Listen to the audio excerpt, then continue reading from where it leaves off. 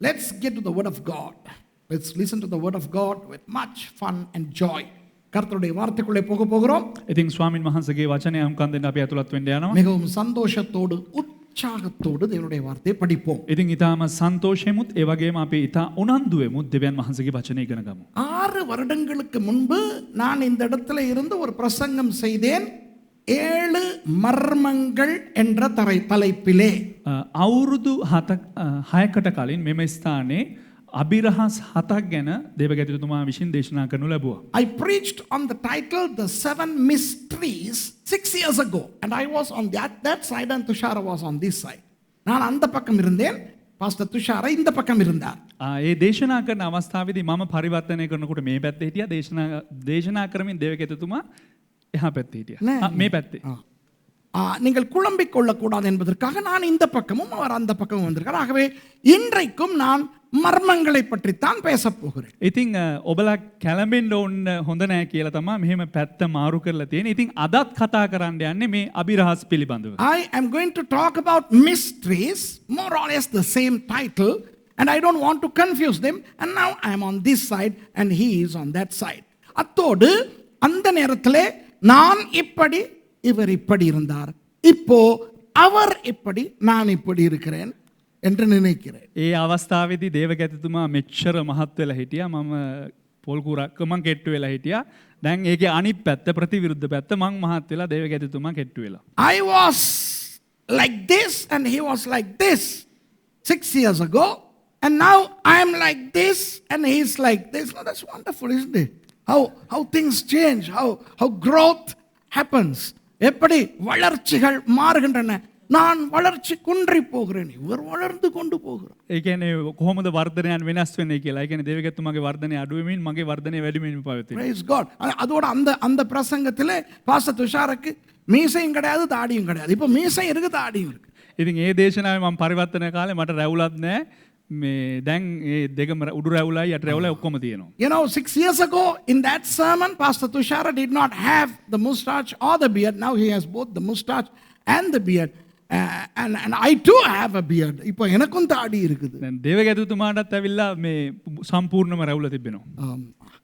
இப்போ அந்த பிரசங்கம் என்னவென்றால், வேதத்திலே இருந்து ஒரு 7 மர்மங்களை எடுத்து பேசினேன். ඉතින් ඒ දේශනාව කොමක්ද කියලා කිව්වොත් බයිබලයෙන් ලබාගත්ත අභිරහස් 7ක් පිළිබඳව දේශනා කරා. That sermon pertained to 7 mysteries that I had handpicked from the Bible. ஆனால் இன்று நான் தொடங்குகிற இந்த பிரசங்கம், නමුත් අද දවසේදී ආරම්භ කරන්නා වූ මේ දේශනාව வேதத்திலே ரகசியங்கள் அல்லது மர்மங்கள் என்று சொல்லப்பட்டுள்ள வசனங்களின் அடிப்படையில் இருக்கின்ற பிரசங்கம். බයිබලයේ අභිරහස් ලෙස සඳහන් වෙන්නා වූ අවස්ථාවන් රැගෙන දේශනා කරන්නා වූ දේශන මාලාවක් තමයි අද ආරම්භ කරන්නේ. But today I am starting a series of sermons entitled Mysteries, where the word mystery is inscribed in the Bible.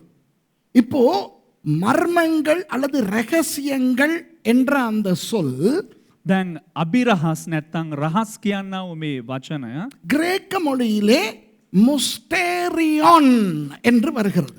Greek භාෂාවෙන් මුස්ටේරියෝන් කියලා සඳහන් වෙනවා. The word translated as mystery in the English Bible happens to be the Greek word musterion. It's neuter in gender.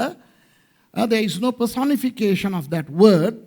Now, if you are doing inductive study Bible and etymological examination of the word, you may discover that it is found only in the New Testament and 28 times, 5 of which in plural and the rest in singular.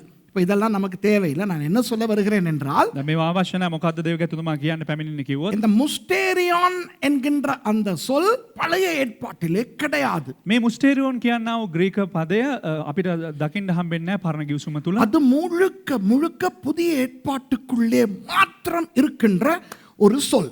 එය සම්පූර්ණයෙන්ම අලුත් ගිවිසුම තුල පමණක් අන්තර්ගත වෙන්නා වූ එක වචනයක්. Actually, the English word mystery derives from the Greek mysterion, so there is no indigenous meaning for the word mystery. It's a borrowed term. Mysterion or mystery is not found in the Old Testament, only in the New Testament. Okay, so what we are going to learn today pertains to the New Testament, although we will be retrospecting on the Old. இப்போ இந்த முஸ்டேரியோன் என்ற சொல் தமிழிலே ரகசியம் என்று மொழிபெயர்க்கப்பட்டிருக்கிறது. දැන් මේ මුස්ටේරියෝන් කියන්නව Greek පදය සිංහල භාෂාවෙන් අභිරහස් කියලා සඳහන් වෙනවා. இது புதிய ஏற்பாட்டுக்குள்ளே இருக்கின்ற ஒரு தாற்பயம் மட்டுமே. මෙය අලුත් ගිවිසුමේ පමණක් අඩංගු දෙයක් පමණයි. இது பழைய ஏற்பாட்டை கொஞ்சம் அவ்வப்போது திரும்பி பார்க்குமே ஒழிய இது பழைய ஏற்பாட்டில் காணப்படுகின்ற ஒரு தாற்பயம் கிடையாது. මෙය පරණ ගිවිසුම තුළ ඉඳහිට දක්නට ලැබෙන්නා වූ දෙයක් නමුත් නෑ.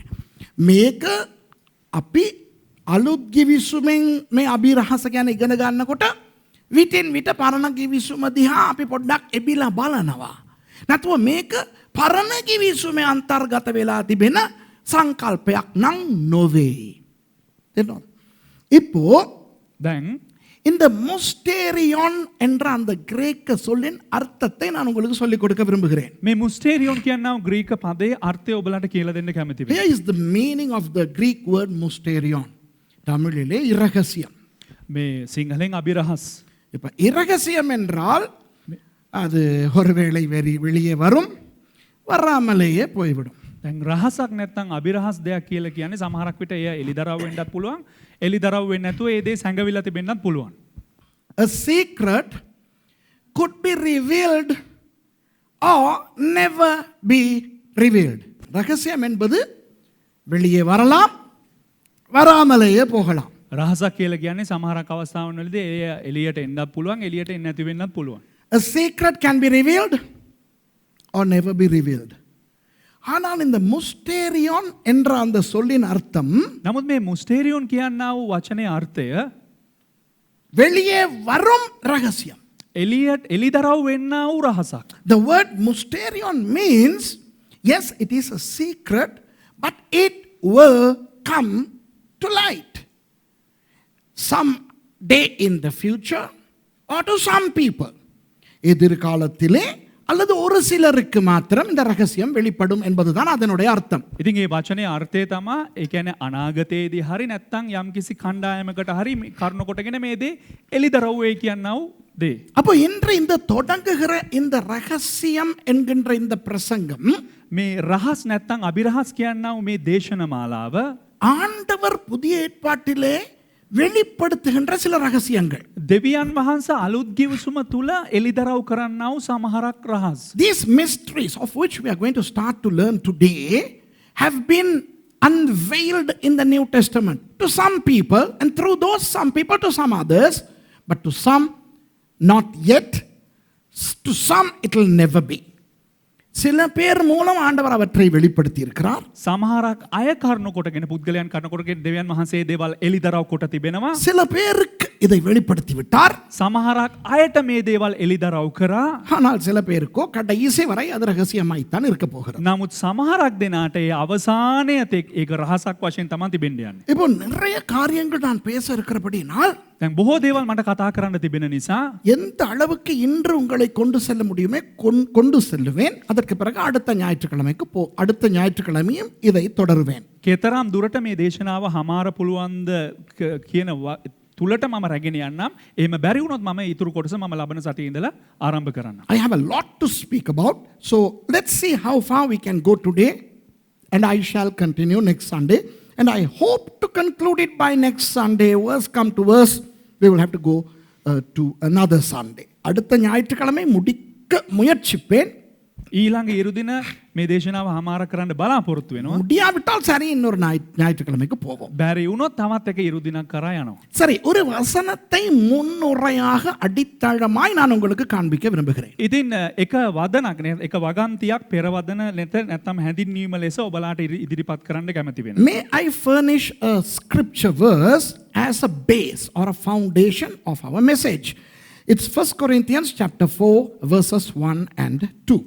1 கொரிந்தியர் 4வது அதிகாரம் முதல் 2 வசனங்களும். 1 කොරින්තිය 4වෙනි පරිච්ඡේදයේ පළවෙනි පද දෙක. இப்படியாக எந்த மனுஷனும் எங்களை கிறிஸ்துவின் ஊழியக்காரர் என்றும் தேவனுடைய ரகசியங்களின் உக்கிரானக்காரன் என்றும் எண்ணிக்கொள்ள கடவன். மேலும் உக்கிரானக்காரன் உண்மை உள்ளவன் என்று காணப்படுவது அவனுக்கு அவசியமாம். මනුෂ්‍යයෝ අප ක්‍රිස්තුස් වහන්සේගේ සේවකයන් මෙන්ද දෙවියන් වහන්සේගේ රහස්වල ගබඩාකාරයන් මෙන්ද ගණන් ගනිත්වා. ඇරත් මෙහිද ගබඩාකාරයන්ගෙන් ඕනෑ කරන්නේ එක එක මනුෂ්‍යයා විශ්වාසව සිටීමය. නොමුත් නුබලා විසින් මනුෂ්‍යයන් නෑ දෙක විතරයි. Just 1 and 2. Let a man so account of us as of the ministers of Christ and stewards of the mysteries of God. Moreover, it is required in stewards that a man be found faithful.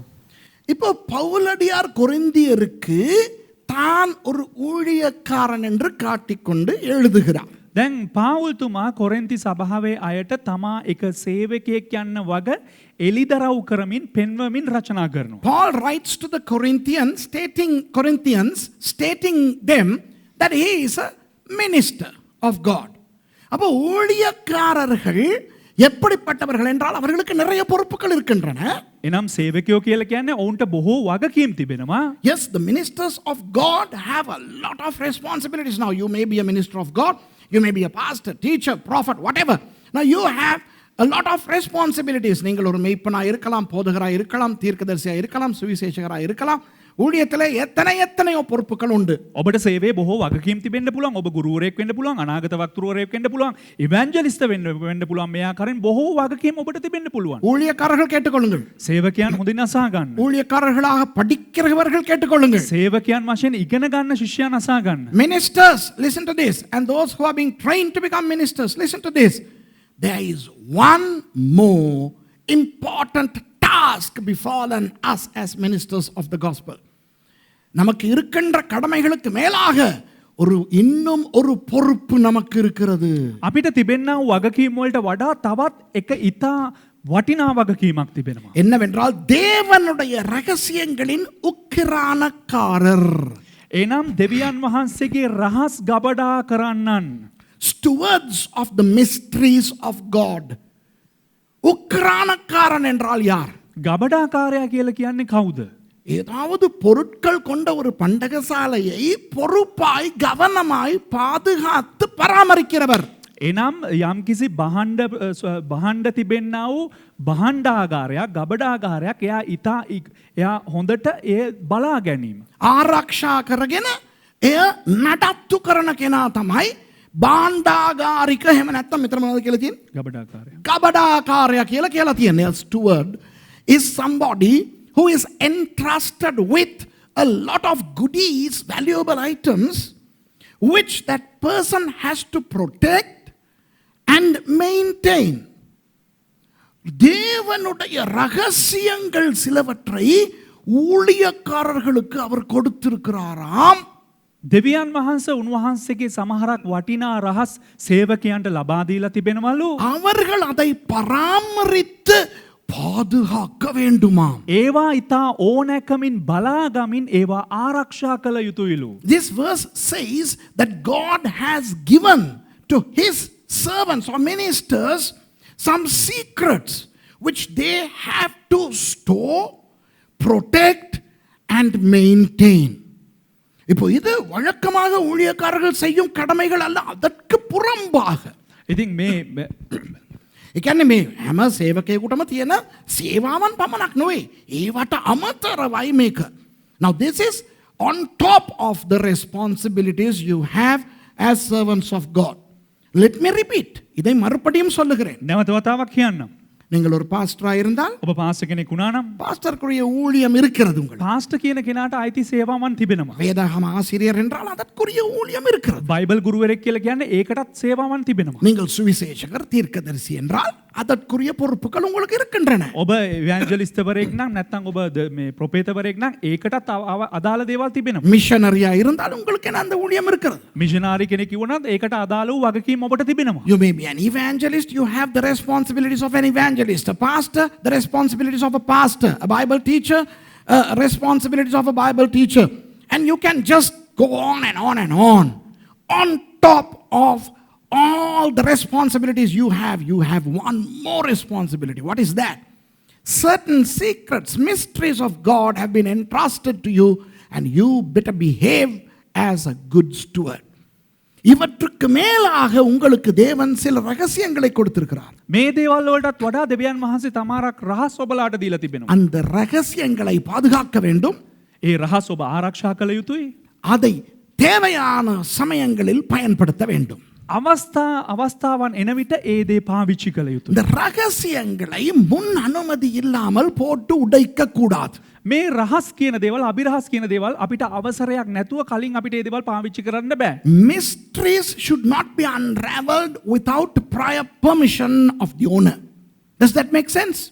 இப்போ யாராவது உங்களுக்கு ஒரு ரகசியம் சொல்றாங்க. දැන් කවුරු හරි කෙනෙක් ඔබට රහසක් කියනවා. நான் உங்களுக்கு ஒரு ரகசியம் சொல்றேன். මම ඔබට එක රහසක් කියන්නම්. அதை யாருக்கும் சொல்லாதீங்க. ඒක කාටවත් කියන්න එපා. You know, if somebody says to you, hey, I will tell you a secret, do not divulge it to anybody. You better be a good steward of that secret. நீங்கள் அந்த ரகசியத்துக்கு ஒரு நல்ல உக்கிரானக்காரியாய் இருக்க வேண்டும். ඔබ ඒ රහස ලැබුණ ගමන් ඒ රහස් රකින්නා වූ තැනැත්තෙක් තැනැත්තියක් හැටියට සිටිය යුතුයි. இன்றைக்கு நம்முடைய உக்கிரானத்துவம் எப்படி தெரியுமா? නමුත් අද අපගේ රහස් රැකීම කොහොමද දන්නවද? Do you know how we maintain secrets? இவர் எனக்கு வந்து சொல்லுவாரு, මම දේවකැතිතුමාට ගිහිල්ලා කියනවා யாருக்கும் சொல்லாதீங்க பாஸ்டர், நான் உங்களுக்கு ஒரு ரகசியம் சொல்றேன். කාටවත් කියන්න එපා පාස්ටර් මං ඔයාට එක රහසක් කියන්න. Pastor Tushara will come and tell me, I will tell you a secret, don't tell anybody. நான் என்ன செய்வேன், அதை மேசிக்கிட்ட போய் சொன்னேன், மேசி துஷார எனக்கு ஒரு சீக்ரெட் ரகசியம் சொன்னாரு, யாருக்கும் சொல்ல வேணான்னாரு, நான் உனக்கு மட்டும் சொல்றேன், மவளை யாருக்கும் சொல்லாத, தெரியப்படுத்திராத, நான் உனக்கு சொல்லிட்டேன், காட்டிக்கிறாத. ඉතින් පාස්ටර් මොනවද කියලා කියන්නේ සහෝදරි මර්සිට කියලා කියනවා මාසි මම ඔයාට රහසක් කියන්නම් තුෂාර මට එක දෙයක් කිව්වා මේක මම ඔයා කිව්වා කියලා කාටවත් කියන්නත් එපා මම කිව්වා කියලා අනේ බැරි වෙලාවක් උඹ පෙන්න ගන්නවත් එපා. I will go and tell Mercy, hey Mercy, do you know what? Tushara told me a secret. I am telling you, don't show him that you know and don't ever tell anybody. Mercy போய்ட்டு அதை அவங்க அக்கா கிட்ட சொல்லும். සහෝදරි Mercy කියලා එයාගේ අක්කට කියනවා. Mercy will go and tell that to her sister. Lily akka.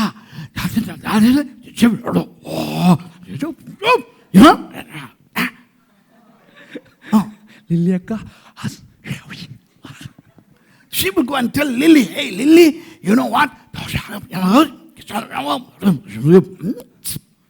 Lily will go and tell Raja, Rajamma.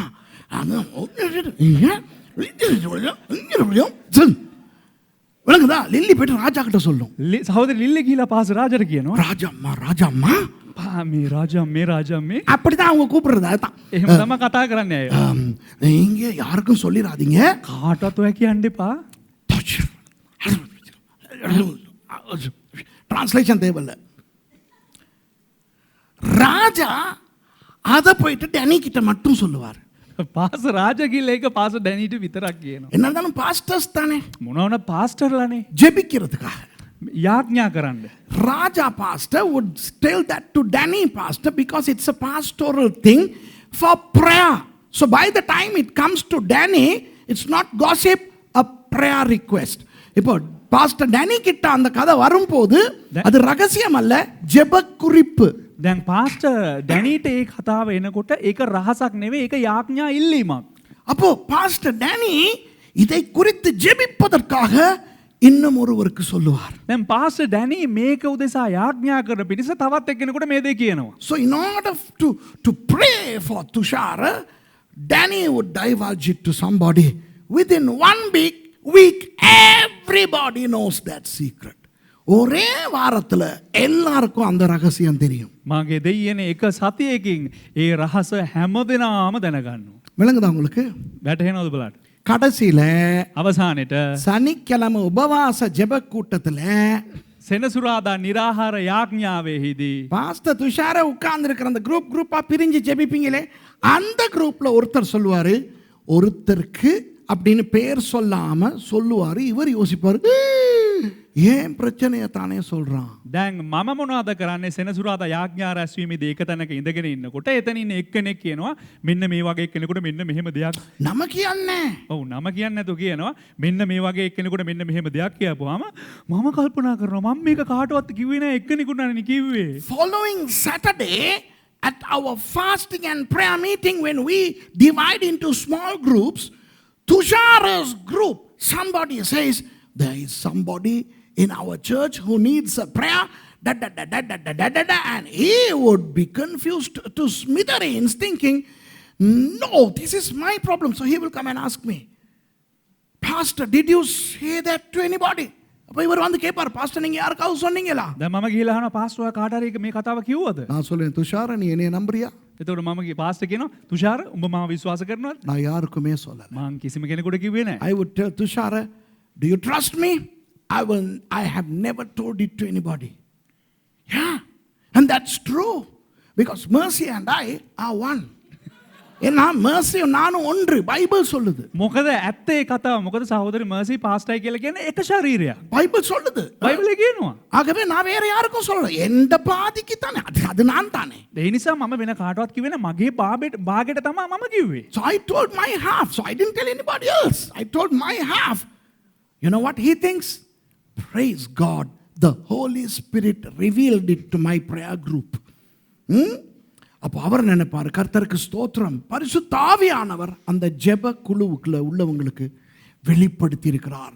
அல்லேலூயா. එතකොට මම හිතනවා ස්වාමින් වහන්සේට ස්තුති වේවා. ඒ යාඥා කණ්ඩායමේ ඉන්න කට්ටියට සුද්ධාත්මයන් වහන්සේ විසින් එළිදරව් කළා තියෙනවා.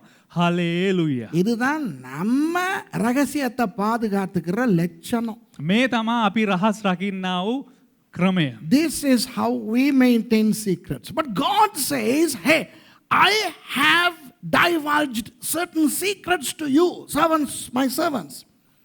And look at verse 2. You better be faithful to those secrets. ஆண்டவர் சொல்லுகிறார் இந்த வசனத்தில், முதலாவது வசனத்தில் சொல்லுகிறார், என் ஊழியக்காரர்களாகிய உங்களுக்கு என்னுடைய சில ரகசியங்களை கொடுத்திருக்கிறேன். මේ පළවෙනි පදේ කියනවා කොරින්ති පොතේ 4 වෙනි පරිච්ඡේදයේ මම මගේ සේවකයන්ට සමහරක් රහස් දීලා තිබෙනවා.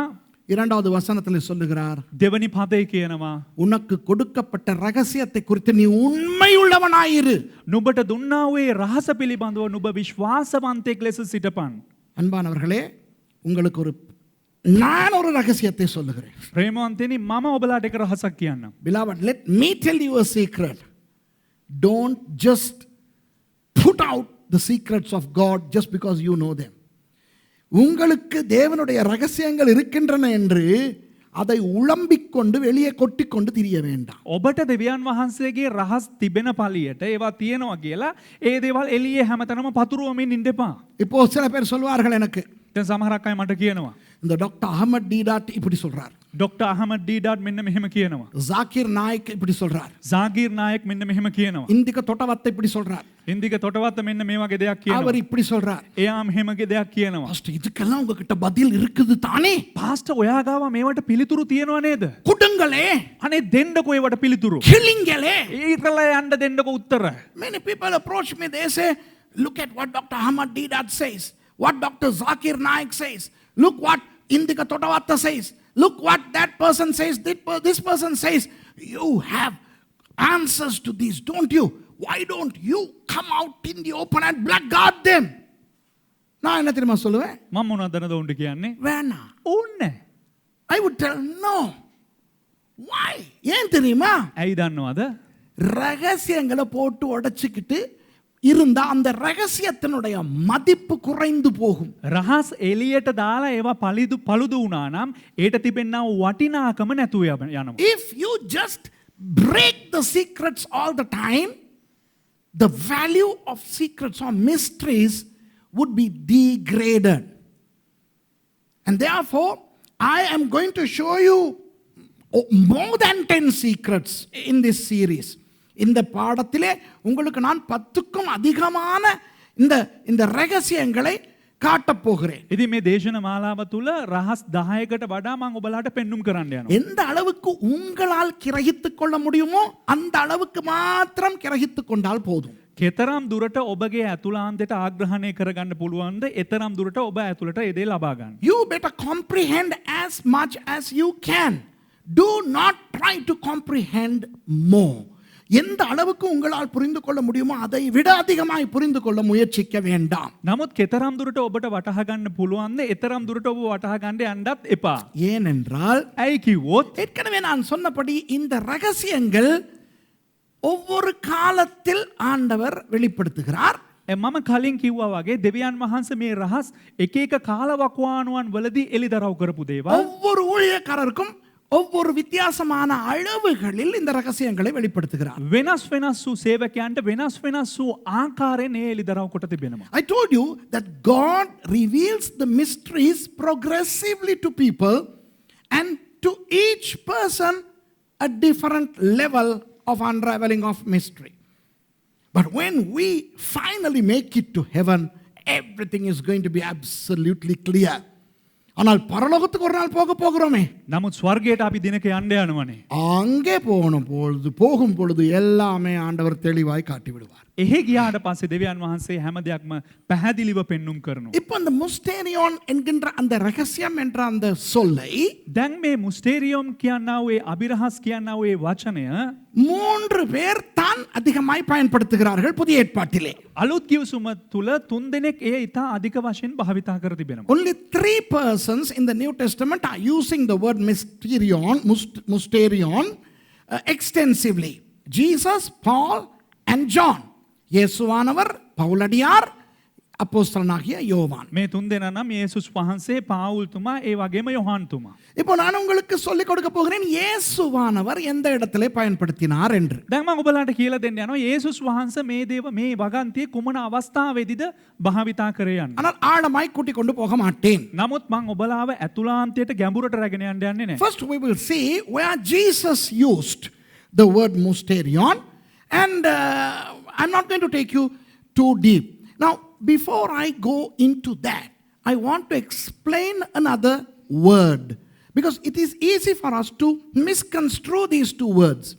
இப்போ நான் உள்ளே போவதற்கு முதல் இன்னும் ஒரு சொல்லை நான் உங்களுக்கு காட்டப் போகிறேன். දැන් ඇතුළට යන්න කලින් තවත් එක වචනයක් ඔබලාට පෙන්눔 කරන්න යනවා. இப்போ வேதத்திலே மறைபொருட்கள் என்று சில இருக்கின்றன. දැන් බයිබලයේ තිබෙනවා මේ සැඟවුණ රහස් කියලා දෙයක් තිබෙනවා. There are paradoxes in the Bible. Paradoxes. How many of you all heard the word paradox?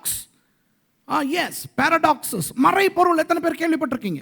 මේ සැඟවුණු රහස් මේ කී දෙනෙක් අහලා තිබෙනවද මේ? இந்த மறைபொருள் என்றால் என்ன, ரகசியம் என்றால் என்ன? මේ රහස කියලා කියන්නේ මොකද්ද? නැත්නම් සැඟවුණු දේවල් කියලා කියන්නේ කුමක්ද? What is the difference between paradox and secret? Now, or mystery? Look, the word paradox comes from 2 Greek words, para and doxa. இப்போ கிரேக்க மொழியிலே para என்கின்ற சொல்லும் දැන් ග්‍රීක භාෂාවෙන් පරා කියලා ඒ කොටසයි doxa என்ற சொல்லும் சேர்ந்து அந்த பாரடாக்ஸ் மறைபொருள் என்று வருகிறது. ඩොක්සා කියන වචනයයි එකතු වෙලා පැරඩොක්ස් කියන ඒ වගන්තිය හැදිලා තිබෙනවා. பரா என்றால் கிரேக்க மொழியிலே உண்மைக்கு பக்கத்திலே அல்லது பக்கத்திலே போவது. ඒ කියන්නේ පරා කියලා කියන්නේ ඒ කියන්නේ සත්‍යයට පරිබාහිරව ගමන් කිරීම. Para means to go alongside, not on the track but away from the track. Doxa means opinion. Doxa என்றால் கருத்து. ඒ කියන්නේ ඩොක්සා කියලා කියන්නේ ඒ පිළිබඳව ලැබෙන අදහස. இப்போ வேதத்திலே දැන් බයිබලේ முன்னுக்கு பின் முரணாய் தோன்றுகிற சில வசனங்களை காண்பீர்கள். එකිනෙකට පරස්පර විරෝධී අර්ථ පෙන්වන පද ඔබ දකීවි බයිබලේ. Sometimes you would see biblical verses that apparently contradict each other. Now, for example, the first couple of verses we are going to look are almost like a paradox. இப்போ நாம் பார்க்க போகிற 2 வசனங்கள் கொஞ்சம் அந்த மாதிரி இருக்கும். දැන් අපි බලන්න යනවා වූ වගන්ති සමහරක් වෙලට එකිනෙකට පරස්පර විරෝධී වදන්. ஒரே சம்பவத்தை குறித்து இயேசுவானவர் பரலோக ராஜ்யம் என்று சொல்லுகிறார். மத்தேயு புத்தகத்திலே, மாற்கு லூக்கா புத்தகங்களிலே தேவராஜ்யம் என்று சொல்லுகிறார். ඒ කියන්නේ එකම දේ පිළිබඳව යේසුස් වහන්සේ මතෙව් පොතේ කතා කරනවා ස්වර්ග රාජ්‍යය කියලා, මාක් ලූක් පොත්වල කතා කරනවා මේ දේව රාජ්‍යය කියලා. Jesus mentions the kingdom of heaven in Matthew, and on the same context he is using the kingdom of God in Mark and Luke.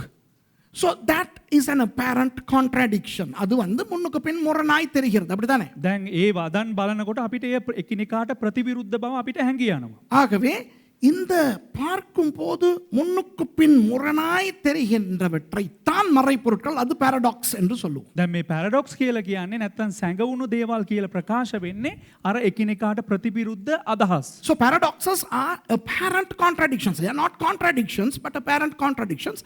And people like Dr. Ahmad Deedat, Zakir Naik, and all these people, anti-biblical people, would like to bring out those apparent contradictions and try to show that these are real contradictions because they don't know the truth. இப்போ இந்த மாதிரியான முன்னுக்கு பின் முரணாய் தென்படுகின்ற வசனங்களை வைத்துக் கொண்டுதான் දැන් මේ බයිබලයේ සඳහන් වෙන්නව මේ එකිනෙකාට ප්‍රතිවිරුද්ධ අදහස් තිබෙනා වගන්ති අරගෙන තමයි එකිනෙකාට නෙවෙයි එකිනෙකට. එතන කායන්න ආවනම් පුද්ගලයා, කයන්න ආවනම් දෙය. ஓகே, එකිනෙකට විරෝධී. இவற்றை வைத்துக்கொண்டு தான் doctor Ahmed Deedat, doctor Zakir Naik இப்படி கிறிஸ்தவ விரோதிகள், வேதத்துக்கான விரோதிகள் பேசுகிறார்கள். මේ අදහස් තියාගෙන තමයි මේ අදහස ඇතුව තමයි ක්‍රිස්තු විරෝධී නැත්තම් බයිබල් විරෝධී වූ අහමඩ් ඩීඩාට් ඒ වගේම ජාකිර් නායක් යන මේ අය මේට විරුද්ධව කතා කරන්නේ. இன்று நான் பேசத் தொடங்குவது அதுவே கிடையாது. නමුත් මම අද කතා කරන්න යන්නේ ඒ පිළිබඳව නොවේ. We are not going to talk about paradoxes today. Let's talk about mysteries, secrets of God. நாம் ரகசியங்களை, தேவனுடைய ரகசியங்களை பார்க்க போகிறோம். අපි දෙවියන් වහන්සේගේ අභිරහස් නැත්තම් රහස් බලන්න යනවා. இப்போ இயேசுவானவர் ஒரு ரகசியத்தை பற்றி பேசுகிறார். දැන් යේසුස් වහන්සේ එක රහසක් ගැන කතා කරනවා. நீங்கள் நாம் 3 வசனங்கள் வாசிக்க போகிறோம். පද 3ක් කියවන්න We are going යනවා. to read 3 verses, one from Matthew, one from Mark, and one from Luke. Let's go to Matthew, chapter 13 and verse 11. மத்தேயு 11வது அதிகாரம், 13வது அதிகாரம், 11வது வசனம். මතෙව් 13 වෙනි පරිච්ඡේදයේ 11 වෙනි පදය මුලින්ම.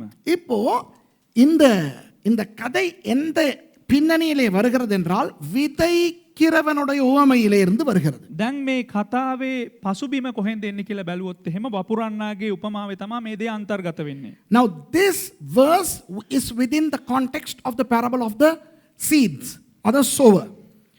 11வது வசனம், அவர்களுக்கு அவர் பிரதியுத்தரமாக, அதாவது சீஷர்களுக்கு, சரி 10ல இருந்தே வாசிப்போமே. அப்பொழுது சீஷர்கள் அவரிடத்தில் வந்து, ஏன் அவர்களோட உவமைகளாய் பேசுகிறீர் என்று கேட்டார்கள்.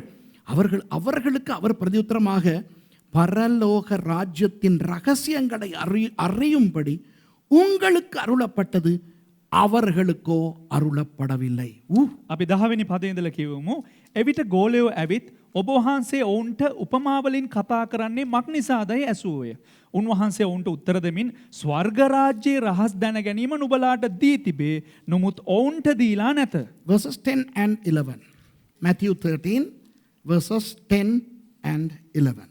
And the disciples came and said unto him, Why speakest thou unto them in parables? He answered and said unto them, Because it is given unto you to know the mysteries of the kingdom of heaven, but to them it is not given. Okay, Mark chapter 4 verse 11. Mark 4வது அதிகாரம் 11வது வசனம். இதே கதைதான். Mark 4 වෙනි පරිච්ඡේදයේ 11 වෙනි පදේ මේ කතාවම තමයි. It's the same story, but look what Jesus says. இயேசு என்ன சொல்கிறார்? அதற்கு அவர், தேவனுடைய ராஜ்யத்தின் ரகசியத்தை அறியும்படி உங்களுக்கு அருளப்பட்டது, புறம்பே இருக்கிறவர்களுக்கோ இவைகள் எல்லாம் உவமைகளாக சொல்லப்படுகிறது. යේසුස් වහන්සේ විසින් මෙන්න මෙහෙම උත්තර දෙනවා. දෙවියන් වහන්සේගේ රාජ්‍යයේ රහස නුඹලාට දී තිබේ. නමුත් පිටත සිටින්නන්ට සියල්ලම උපමාවලින් කියනු ලැබේ. And he said unto them, Unto you it is given to know the mysteries of the kingdom of God, but unto them that are without, all these things are done in parables. Luke chapter 8 verse 10. லூக்கா 8வது அதிகாரம் 10வது வசனம். ලූක 8 වෙනි පරිච්ඡේදයේ 10 වෙනි පදය. அதற்கு அவர், தேவனுடைய ராஜ்யத்தின் ரகசியங்களை அறியும்படி உங்களுக்கு அருளப்பட்டது, மற்றவர்களுக்கோ அவர்கள் கண்டும் காணாதவர்களாகவும் கேட்டும் உணராதவர்களாகவும் இருக்கத்தக்கதாக அவைகள் උවමයිகளாக சொல்லப்படுகின்றது. යේසුස් වහන්සේ කියනවා දෙවියන් වහන්සේගේ රාජ්‍යයේ රහස් දැන ගැනීම නුඹලාට දී තිබේ. නමුත් දකිමින් නොදක්නා පිණිසත් අසමින් තේරුම් නොගන්නා පිණිසත් සෙස්සන්ට උපමාවලින් කියනු ලැබේ. And he said, Unto you it is given to know the mysteries of the kingdom of God, but to others in parables, that seeing they might not see, and hearing they might not understand. விஷயத்துக்கு வர முன்பு ஒரு வேறொரு காரியத்தை விளக்கி விட்டு வருகிறேன். දැන් මේ විෂයට එන්න කලින් වෙන දෙයක් ඔබලාට විග්‍රහ කරලා පැමිණෙන්න. Let me explain something else briefly before getting into our subject here. Did Jesus say kingdom of heaven or kingdom of God? இயேசுவானவர் தேவனுடைய ராஜ்யம் என்று சொன்னாரா பரலோக ராஜ்யம் என்று சொன்னாரா? යේසුස් වහන්සේ ස්වර්ග රාජ්‍යය කියලා කිව්වද නැත්නම් දෙවියන් වහන්සේගේ රාජ්‍යය කියලා කිව්වද? மத்தேயு புத்தகத்திலே பரலோக ராஜ்யம், මතෙව් පොතේ ස්වර්ග රාජ්‍යය. மார்க்கிலும் லூக்கிலும் தேவ ராஜ்யம். නමුත් මාක් පොතේ ලූක් පොතේ දේව රාජ්‍යය. In Matthew it is the kingdom of heaven, in Mark and Luke it's the kingdom of God. What did Jesus really say? இயேசுவானவர் உண்மையில் என்ன சொன்னார்? යේසුස් වහන්සේ සැබෑවටම කුමක්ද ප්‍රකාශ කළේ? இரண்டையும் சொன்னார். දෙකම කතා කරනු ලැබුවා. Jesus told the disciples both the things. இயேசுவானவர் என்ன சொன்னார் என்றால், යේසුස් වහන්සේ කුමක්ද කිව්වේ කිව්වොත් தேவனுடைய ராஜ்யத்தின் ரகசியமும் பரலோக ராஜ்யத்தின் ரகசியமும் உங்களுக்கு கொடுக்கப்பட்டிருக்கிறது, அவர்களுக்கு மறைக்கப்பட்டிருக்கிறது. දෙවියන් වහන්සේගේ රාජ්‍ය පිළිබඳව රහසොත් ස්වර්ග රාජ්‍ය පිළිබඳව රහසොත් ඔබලාට දැනුම් දීලා තිබෙනවා. නමුත් ඔවුන්ට ඒ පිළිබඳව එළිදරව් කරලා නැහැ.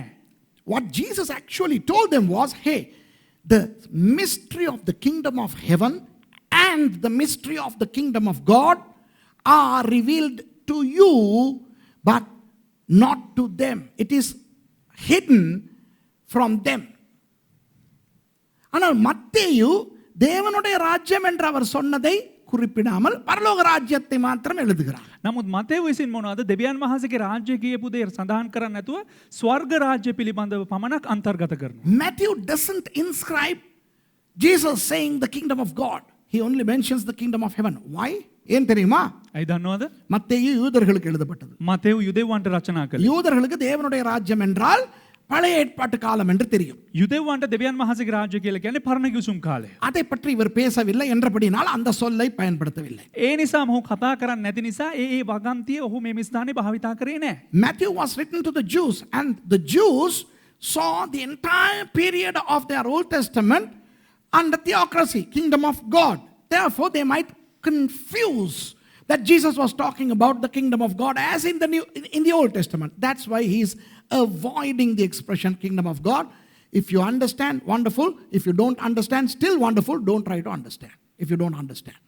புரிந்தால் நல்லது, වැටහුණා නම් හොඳයි. புரியாவிட்டாலும் நல்லது. වැටහුන් නැතත් හොඳයි. புரியாவிட்டால் புரிந்து கொள்ள முயற்சிக்காமல் இருப்பது நல்லது. තේරුම් ගත්තේ නැතත් තේරුම් ගන්න උත්සාහ ගන්න නැතුව ඉන්න එකත් හොඳයි. மாற்கு ரோமர்களுக்கு இயேசுவை ஊழியக்காரராய் காட்டுகிறார். මාක්තුමා යේසුස් වහන්සේ සේවකෙක් හැටියට පෙන්눔 කරනවා. லூக்கா கிரேக்கர்களுக்கு இயேசுவானவரை மனுஷனாய் காட்டுகிறார். ලූක් යේසුස් වහන්සේ ගැන මේ කියන්නේ මේ மனுஷன். මිනිසෙක් හැටියට පෙන්නනවා. ஆகவே அவர்கள் பரலோக ராஜ்யத்தை பற்றி பேசாமல் தேவ ராஜ்யத்தை குறித்து பேசுகிறார். නමුත් ඔවුන්ට ස්වර්ග රාජ්‍ය පිළිබඳව කතා කරන්නේ නැතුව දෙවියන් වහන්සේගේ රාජ්‍ය පිළිබඳව කතා කරනවා. Mark shows Jesus as a servant to the Romans, and Luke shows Jesus as the man, son of man, to the Greeks, and therefore they both avoid the kingdom of heaven expression and they inscribe the kingdom of God bit.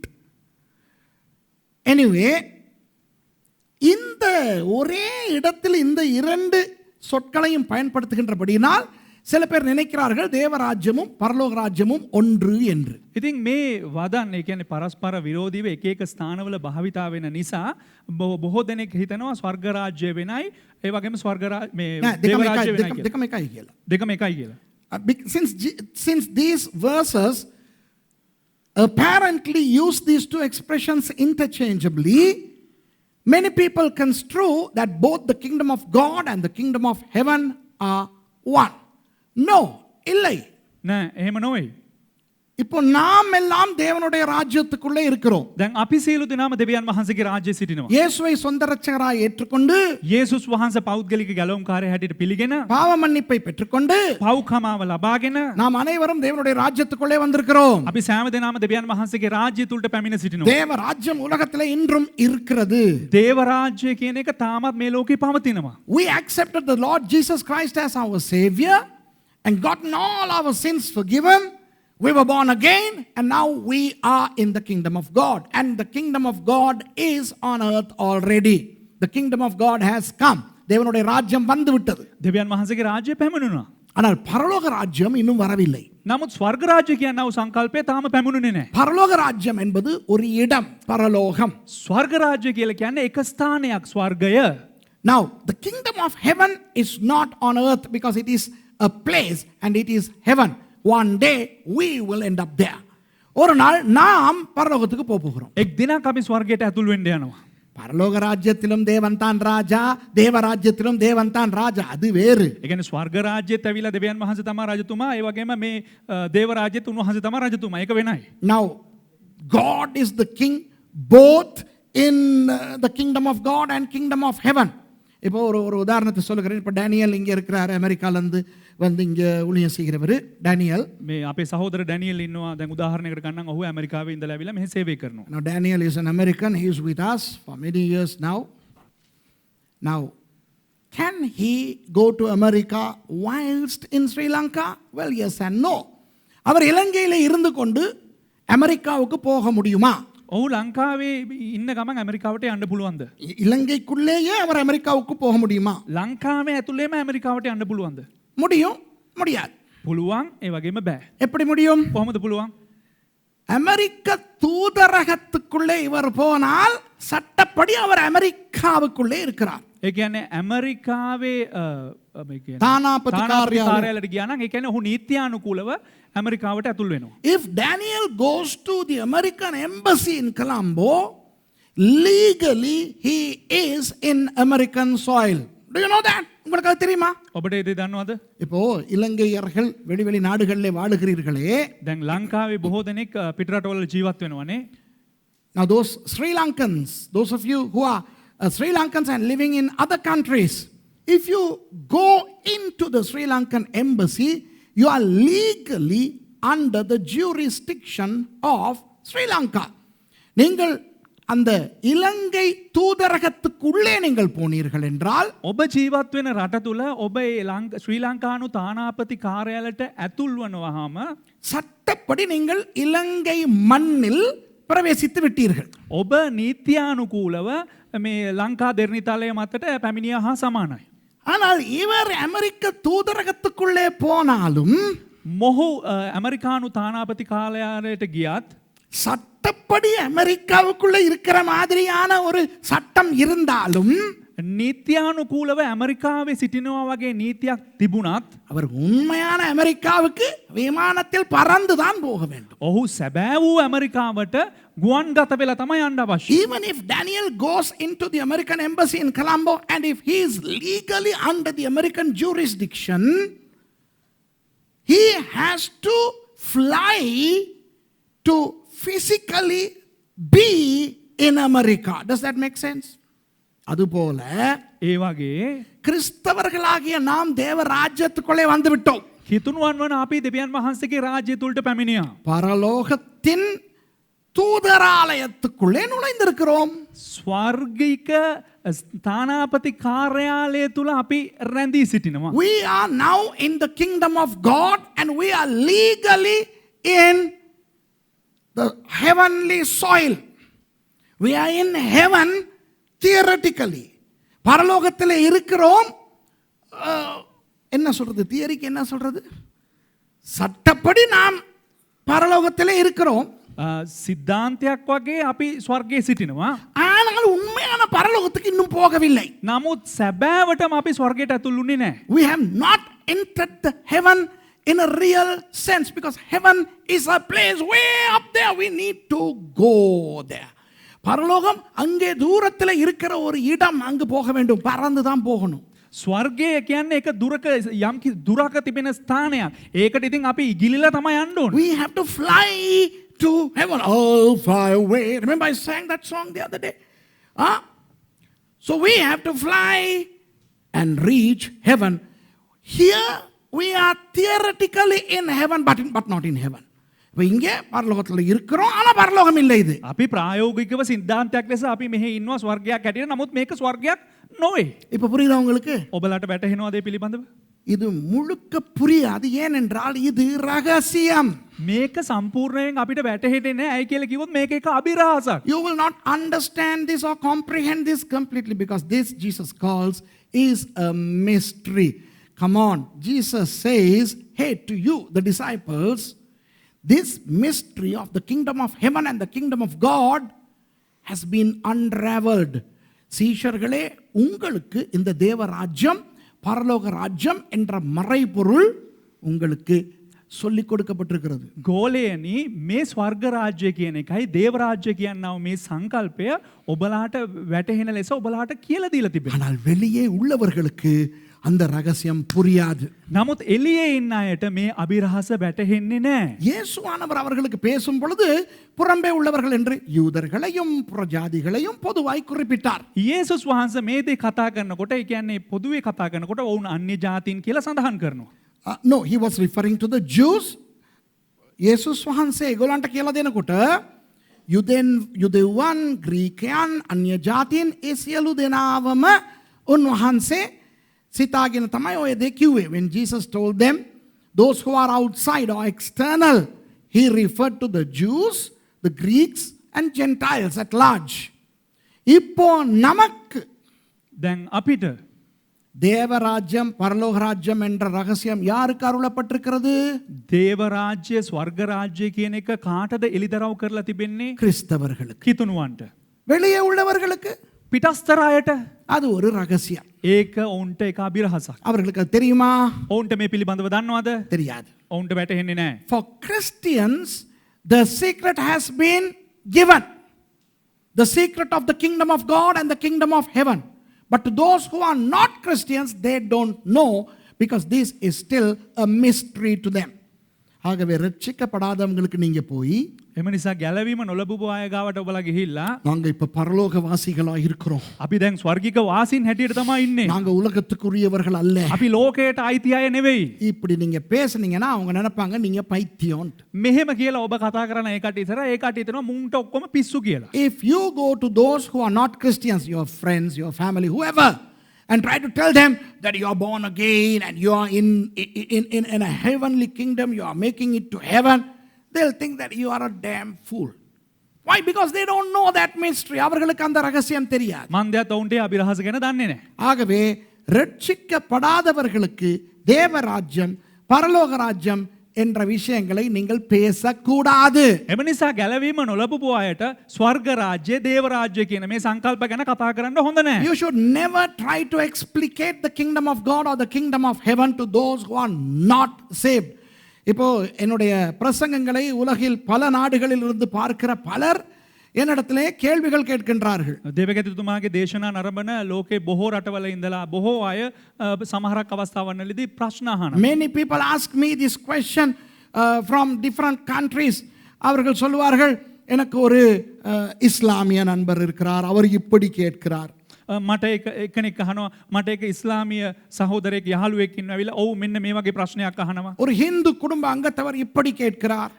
Hindu මට දන්න හින්දු පවුලක් ඉන්නවා ඔවුන් මගෙන් මෙහෙම අහනවා. ஒரு பௌத்தர் இப்படி கேட்கிறார். එක බෞද්ධයෙක් මෙන්න මේ වගේ මගෙන් අහනවා. அவருக்கு என்ன பதில் கொடுக்கிறதுன்னு சொல்லுங்க பாஸ்டர்னு என்கிட்ட கேட்கறாங்க. அப்படி கேட்கறவங்க இதை பார்த்துக்கிட்டு இருக்கீங்க சில பேர். පාස්ටර් ඉතින් ඔවුන්ට මොනවද පිළිතුරු දෙන්න ඕන කියලා මට කියන්න කියලා පාස්ටර්ගෙන් ඔවුන් ප්‍රශ්න අහනවා. Some people, maybe some of you are watching, many people ask me, I have a Muslim friend who says like this and I want to respond to him, and I have a Hindu friend, I have a Hindu relative, I have a Buddhist person who asks me this question, how am I to answer? Have you seen what I tell you? நான் என்ன சொல்லுங்கள் என்று உங்களுக்கு சொல்லுவேன் என்று நான் உங்களுக்கு ஞாபகப்படுத்தி பாருங்கள். ඔබ පොඩ්ඩක් මතක් කරලා බලන්න ඒ පිළිබඳව මම මොනවද කියන්නේ කියලා. நான் உங்களுக்கு எழுதுவேன், தயவு செய்து அவர்களுக்கு இதை விளக்கப்படுத்த போக வேண்டாம். මම ඔවුන්ට ලියන්න එකම දේ නම් කරුණා කරලා ඔවුන්ට මේ පිළිබඳව වටහා දෙන්න යන්න එපා. I respond to you by saying, don't try to respond to them. இல்ல பாஸ்டர் அவங்க தப்பா தானே நினைக்கிறாங்க. නෑ පාස්ටර් කට්ටිය වැරදි විදිහට හිතන්නේ. நினைச்சிட்டு போகட்டுமே ராசா. ඉතින් එහෙම හිතාගත්ත දේ. No, if I don't explain, they are going to misunderstand. Who cares? Who cares? Anybody is bound to misunderstand a mystery because a mystery is a mystery to them. இப்போ ஒரு ரகசியம் என்றால் அந்த ரகசியம் தெரியாதவன் அந்த ரகசியத்தை புரிந்து கொள்ள மாட்டான், அவ்வளவுதான். ඒ කියන්නේ අභිරහසක් කියන දේ අභිරහස ඒ පුද්ගලයාට දන්නේ නැත්නම් ඒ පිළිබඳ ඒ මිනිසයා තේරුම් ගන්න යන්නේ නැහැ. பாஸ்டர் அதுக்கு பதில் இல்லையா? පාස්ටර් ඒ කියන්නේ ඒකට උත්තරයක් නැද්ද? இருக்கு. නෑ තියෙනවා. அப்ப இருந்தா சொல்லலாம் தானே. ඉතින් තිබ්බනම් කියන්න පුළුවන් නේ. Now you may ask, Pastor, isn't there a explanation to that query? Of course there is. Then you may say, well, if there is, then why not we tell them? Don't tell them and break your nose because they don't understand the mystery. நீங்கள் அவர்களுக்கு சொல்லி மூக்கை உடைத்துக் கொள்ளாதீர்கள்.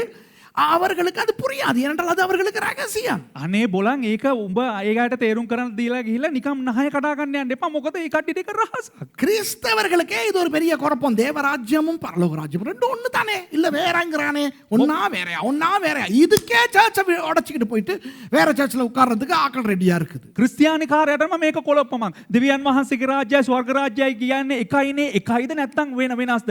ඒක කියලා සභාව ඉඳලා කොලොප්පම් කරගෙන වෙන සභා හදා ගන්නවා මේ මාතෘකාව නිසා. Some Christians are already perturbed over the concept of the kingdom of heaven and the kingdom of God. For some people think it's both the same.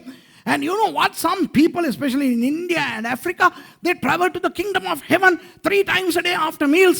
And crazy. சில பேர் வந்து பரலோகத்துக்கு ஒரு நாளைக்கு 3 தடவை சாப்பாட்டுக்கு பிறகு போயிட்டு வராங்க. සමහරක් අය ස්වර්ගයට දවල් කෑම වේල 3 වේලකට පස්සේ ස්වර්ගයට ගිහිල්ලා එනවා. அப்போ இதெல்லாம் பார்க்கும்போது கிறிஸ்தவனுக்கே ஒரு ஒழுங்கா இந்த ரகசியம் புரிய மாட்டேங்குது. ඉතින් මේ දේ බලනකොට ක්‍රිස්තියානි කාර්යයටම මේ ගැන හරියට වැටහෙන්නේ නැහැ. அப்புறம் ஏன் வெளியே உள்ளவனுக்கு நீ விளக்கப்படுத்த போற? ඉතින් එහෙම දෙයදී කොහොමද මේ එළියේ ඉන්න කාට එක ගැන එලිතරව් කරන්නේ?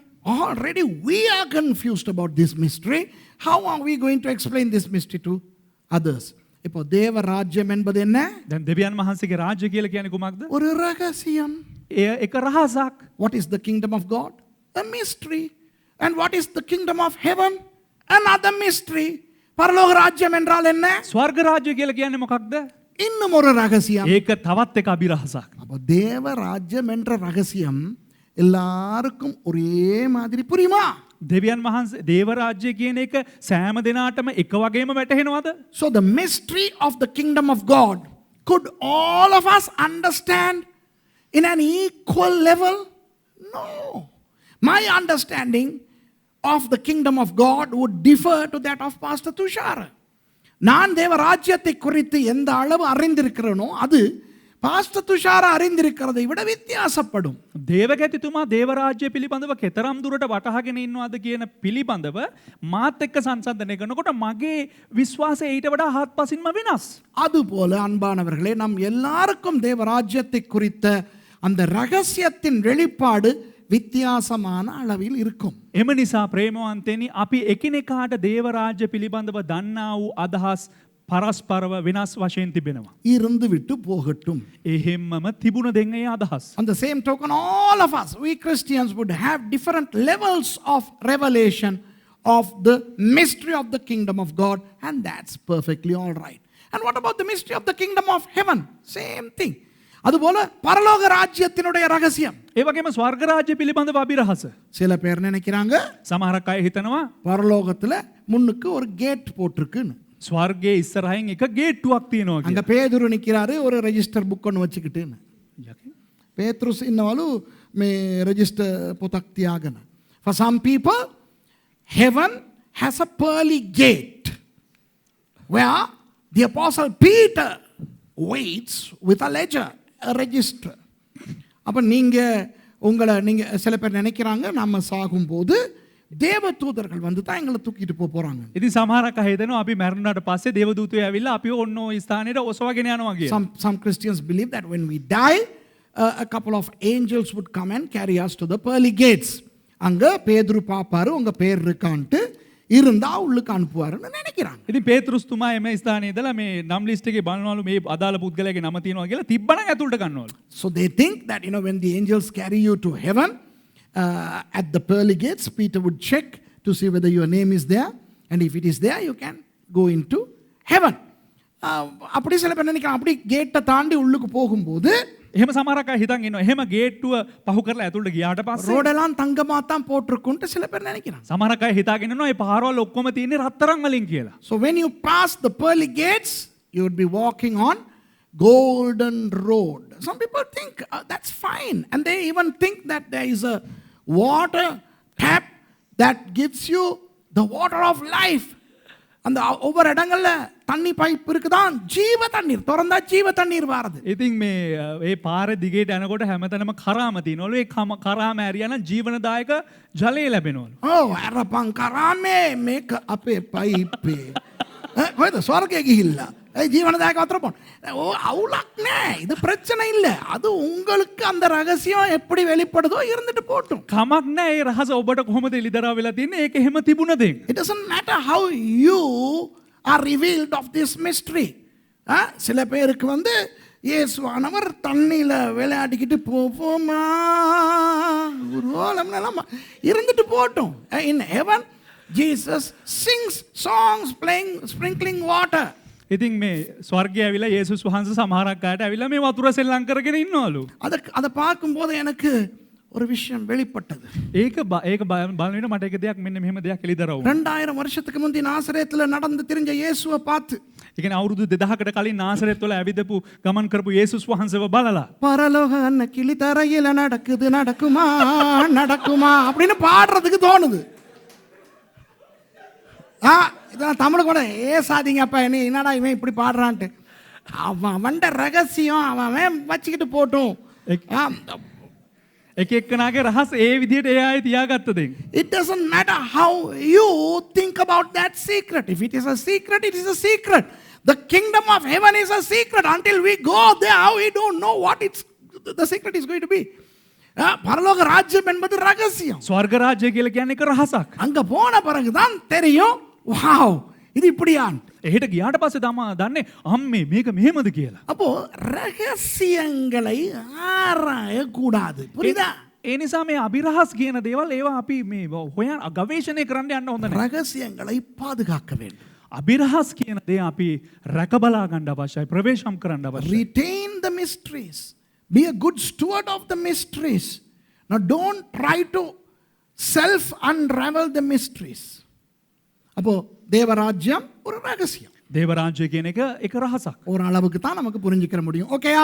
යම් තාක් දුරට තමයි ඒ පිළිබඳව වැටෙන්නේ. හරිද? பரலோக ராஜ்யம் ஒரு ரகசியம். ස්වර්ග රාජ්‍ය කියන එකත් එක රහසක්. ஒரு அளவுக்கு தான் புரிஞ்சுக்கிற முடியும். එයත් අපිට වැටහෙන්නේ දාක් දුරට. Both the kingdom of God and the kingdom of heaven are mysteries and we can understand only to a certain extent. So how much have you understood the kingdom of God and kingdom of heaven? Be satisfied with that much and be a good steward of that much. எந்த அளவுக்கு உங்களுக்கு தேவராஜ்யம் பரலோக ராஜ்யம் என்ற அந்த மறைபொருட்கள் ரகசியங்கள் தெரிகின்றதோ அந்த அளவு போதும் என்று அதற்கு நல்ல உக்கிரானக்காரனாக காரியாக இருங்கள். ඉතින් ඔබට කෙතරම් දුරටද ස්වර්ග රාජ්‍ය දේව රාජ්‍ය කියන දේ වැටහෙන්නේ ඒ වැටහීම පිළිබඳව ඔබ තෘප්තිමත් වෙලා ඔබ ඊතා යහපත් ගබඩාකාරයෙක් මෙන් ඒ දේවල් ආරක්ෂා කරනවා. இதுதான் இயேசுவானவர் கற்றுக் கொடுத்த மறைபொருள். මේ දේ තමයි යේසුස් වහන්සේ විසින් උගන්වා වූ අභිරහස්. So these are the two mysteries that Jesus talked. இப்போ பவுலடியார் இருக்கிறாரே பவுலடியார் என்ற தெய்வமே. දැන් මේ පාවුල්තුමා ඉන්නවනේ පාවුල්තුමා. அவர் மூலமாகத்தான் ஆண்டவர் பல ரகசியங்களை வெளிப்படுத்தி இருக்கிறார். පාවුල්තුමා කරන කොටගෙන තමයි බොහෝ අභිරහස් එළිදරව් කරලා It තිබෙන්නේ. is through the apostle Paul that God has unraveled a lot of mysteries to us. And listen, still there are mysteries, but then praise God, to a certain degree and extent these mysteries are unraveled. இவை வெளிப்படுத்தப்பட்டிருக்கின்றன பவுலடியார் மூலமாக. පාවුල්තුමා කරන කොටගෙන සමහරක් දේවල් එළිදරව් කර තිබෙනවා. இருந்தாலும் முழுமையாய் அல்ல. නමුත් ඒ සම්පූර්ණයම නොවේ. ஓரளவுக்கு நமக்கும் புரியும். යම් තාක් දුරට අපිට ඒ දේ වැටහෙනවා. ஆனால் அதற்கு பிறகு அதற்கு மேலே நமக்கு புரியாது.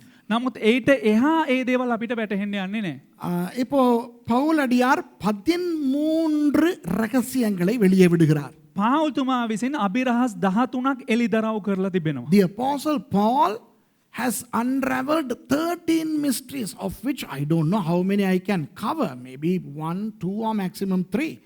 அவற்றிலே வேண்டுமானால் 1 அல்லது 2 அது மிஞ்சி போனா 3 தான் இன்னைக்கு பேசலாம். ඉතින් ඒ 13න් ඇවිල්ලා 1යි 2යි නැත්තම් වැඩිම වුණොත් 3ක් කතා කරන්න පුළුවන්. மிச்சமெல்லாம் அடுத்த ஞாயிற்றுக்கிழமை பார்த்துக்கிறோம். අනිත් හැම දෙයක්ම අපි එන ඉරු දින බලමු. The rest we will see next Sunday.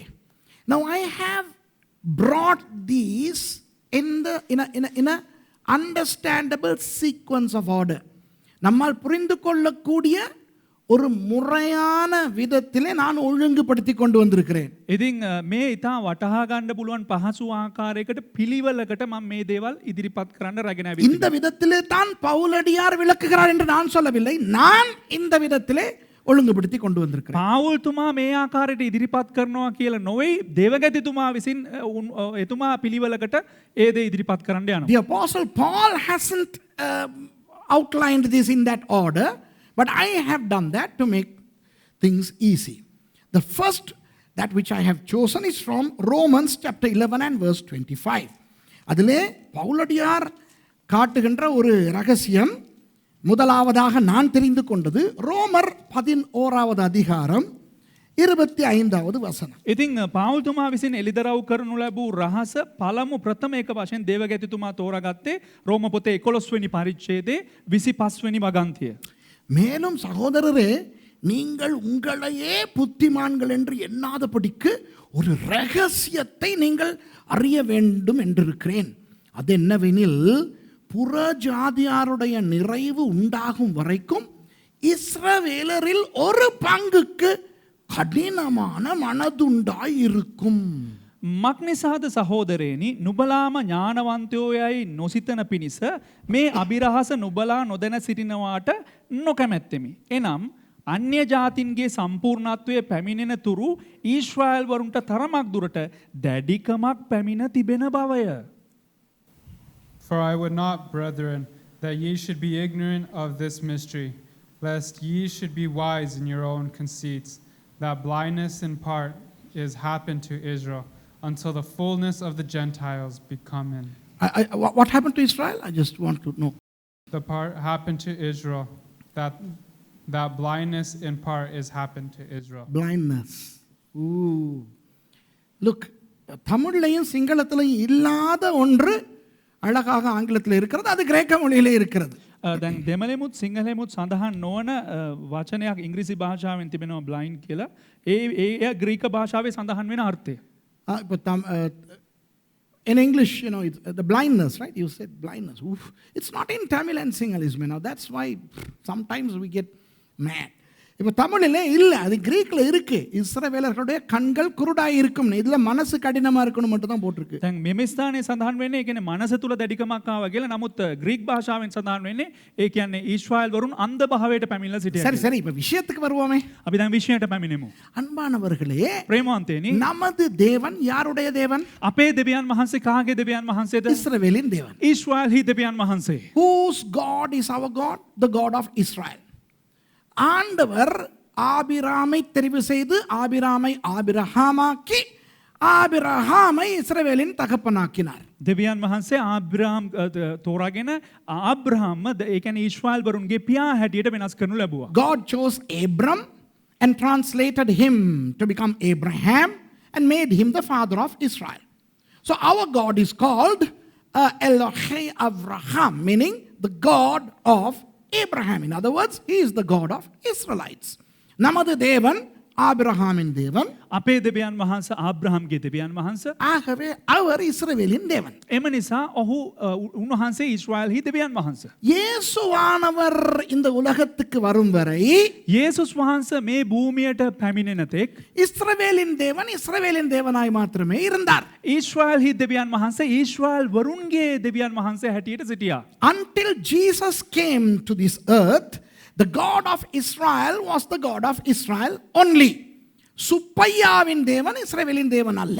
පෙරේරාගේ දෙවියන් වහන්සේ ඊශ්‍රායල්හි දෙවියන් වහන්සේ නොවේ. கந்தசாமியின் தேவன் இஸ்ரவேலின் தேவன் அல்ல. රණසිංහගේ දෙවියන් වහන්සේ ඊශ්‍රායල්හි දෙවියන් වහන්සේ නෙවෙයි. இப்ப விளங்குதா உங்களுக்கு? ඔබට වැටහෙනවද? So those of us who are Gentiles, non-Jews, our forefathers before Jesus did not know the God of Israel, and God of Israel was not their God. My forefathers had 330 million gods and goddesses. என்னுடைய மூதாதையர்களுக்கு 33 கோடி தேவர்கள் இருந்தார்கள். මගේ මුතුන් මිත්තන්ටත් 33 කෝටියක් දෙවිවරු හිටියා. அவர்களில் ஒருவர் கூட இஸ்ரவேலின் தேவன் அல்ல. හැබැයි ඔවුන්ගේ කිසිම කෙනෙකුට ඊශ්‍රායලයේ දෙවියන් වහන්සේ නැහැ. None of those 330 million gods was the God of Israel. How did the God of Israel become our God, the God of the Gentiles? இப்போ இஸ்ரவேலரின் தேவன் நமது தேவனாய் வந்தது எப்படி? කෙසේද ඊශ්‍රායල්හි දෙවියන් වහන්සේ අපේ දෙවියන් වහන්සේ බවට පරිවර්තනය වුණේ? இஸ்ரவேலர்கள் அவரை தள்ளினபடினால். ඊශ්‍රායල්වරුන් විසින් උන්වහන්සේව ප්‍රතික්ෂේප කරපු නිසා. The Israelites pushed him away. How? எப்படி தள்ளினார்கள்? කෙසේද උන්වහන්සේගෙන් වෙන් වෙලා ප්‍රතික්ෂේප කරමින් සිටියේ? இயேசுவை ஏற்றுக்கொள்ளவில்லை. යේසුස් වහන්සේව පිළිගත්තේ නැහැ. They did not accept Jesus as the Messiah. Now the joke is, don't they know that a Messiah is coming? அவர்களுக்கு தெரியாதா மேசியா ஒருவர் வருகிறார் என்று? දැන් ඔවුන්ට දන්නේ නැද්ද මේසියස් වහන්සේ කියලා කෙනෙක් පැමිණෙන්න යනවා කියලා? தெரியும். ඔවුන්ට දන්නවා. ஆனால் அவர்தான் இவர் என்று அவர்களுக்கு காண முடியாமல் போய்விட்டது. නමුත් ඒ මේසියස් වහන්සේ තමා මොහු කියලා ඔවුන්ට හරියාකාරව දැක ගන්න බැරි වුණා. They could not see Jesus as the Messiah. Not everybody. Only a few saw. ஒரு சிலர் தான் பார்த்தார்கள். එයින් හැම කෙනෙක්ම නෙමෙයි. ඒ කියන්නේ සමහරක් අයට තමයි උන්වහන්සේව පෙනුනේ. அன்றிலிருந்து இன்று வரை එදා පටන් අද දවස දක්වා இயேசுவானவரை மேசியாவாக பார்க்கின்ற ஒரு கொஞ்சம் யூதர்கள் உண்டு, இல்லாமல் இல்லை. යේසුස් වහන්සේ මේසියස් වහන්සේ හැටියට පිළිගන්නා වූ දකින්නා වූ ස්වල්පයක් සිටිනවා. யுதேவான். යුදෙව්වන්. There are from then to now a handful of Jews who believe that Jesus is the Messiah, Yeshua HaMashiach. இப்போ இஸ்ரவேலிலே இயேசுவானவரை மேசியாவாய் நம்பி ஏற்றுக்கொண்ட ஒரு 30,000 யூதர்கள் தான் உண்டு. යේසුස් වහන්සේව මේසියස් වහන්සේ හැටියට පිළිගත්තා වූ ඊශ්‍රායල් වල 30,000කට අධික යුදෙව්වන් ප්‍රමාණයක් සිටිනවා. There are only about 30,000 Jews right now in Israel who are messianic, who believe in Jesus as the Messiah. Of 6 million Jews, 30,000 of 6 million, so that's a minute minority. 60 லட்சம் யூதர்கள் வாழுகிறார்கள் இஸ்ரவேலிலே. මිලියන 6ක් ජීවත් වෙනවා යුදෙව්වන් ඊශ්‍රායල් වල. அவர்களில் வெறும் 30,000 பேர் தான் இயேசுவை மேசியாவாய் ஏற்றுக்கொள்கிறார்கள். ඔවුන්ගෙන් නිකන් 30,000ක් තමයි යේසුස් වහන්සේ මේසියස් වහන්සේ හැටියට පිළිගෙන ජීවත් වෙන්නේ. ஆதியாகமம் 1:1 மல்கியா 4:6 வரை இயேசு இருக்கிறார். උත්පත්ති 1:1 ඉඳලා මලාකි පොතේ 4:6 දක්වා යේසුස් වහන්සේ ජීවමානව සිටිනවා. Jesus is all over there from Genesis 1:1 to Malachi 4:6. Can the Jews see that? No. யூதர்களுக்கு அது தெரிகிறதா? නමුත් යුදෙව්වන්ට ඒ පිළිබඳව දිස් වෙනවද? இல்லை. නෑ. சில பேர் கேக்குறாங்க, සමහර අය අහනවා. சுரேஷ் நீ சுதும்பல பாபு தானே? සුරේෂ් උඹ සුදුහුඹල බාබු නේද? நீ யூதன் இல்ல தானே? උඹ නිකන් යුදෙව්වෙක් නොවේ නේද? ஆனா பெருசா வந்து ஆதியாகமம் 1:1 படிச்சு கொடுக்குற. හැබැයි නිකන් ලොකුවට ඇවිල්ලා උත්පත්ති 1:1 කියලා උගන්වනවා. இஸ்ரவேலை பத்தி கற்றுக் கொடுக்குற. ඊශ්‍රායල් වරුන්ට උගන්වනවා. என்ன யூதர்களை விட உனக்கு தெரியுமோ? ඒ කියන්නේ යුදෙව්වන්ට වැඩි උඹට දන්නවද? யூதர்களுக்கு தெரியாததெல்லாம் உனக்கு தெரியுமோ? යුදෙව්වන්ට දන්නේ නැති දේත් උඹට දන්නවද? Some people ask me, hey Suresh, you are Sudhumpala Babu, right? How dare you claim that you know the mysteries of Genesis 1:1 and mysteries of the Messiah, mysteries of that, this and the other, especially the Song of Solomon, when many Jews don't know it.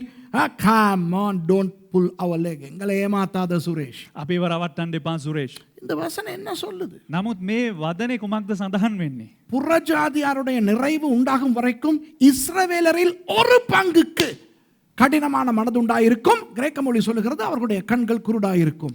මේ අභිරහස නුබලා නොදැන සිටිනවාට නොකැත්තේ. එනම් අන්‍ය ජාතීන් සම්පූර්ණත්වයට පැමිණෙන තුරු ඊශ්‍රායල් වලට තරමක් දුරට දැඩිකමක් කියලා කියන්නේ අන්ධ භාවයක් පැමිණෙන තිබෙන බවය. What does Romans 11:25 indicate? Hey, until the time of the completion of the Gentiles, one part of the Jews would be blinded, and their hearts hardened. They are blind. They look but they don't see.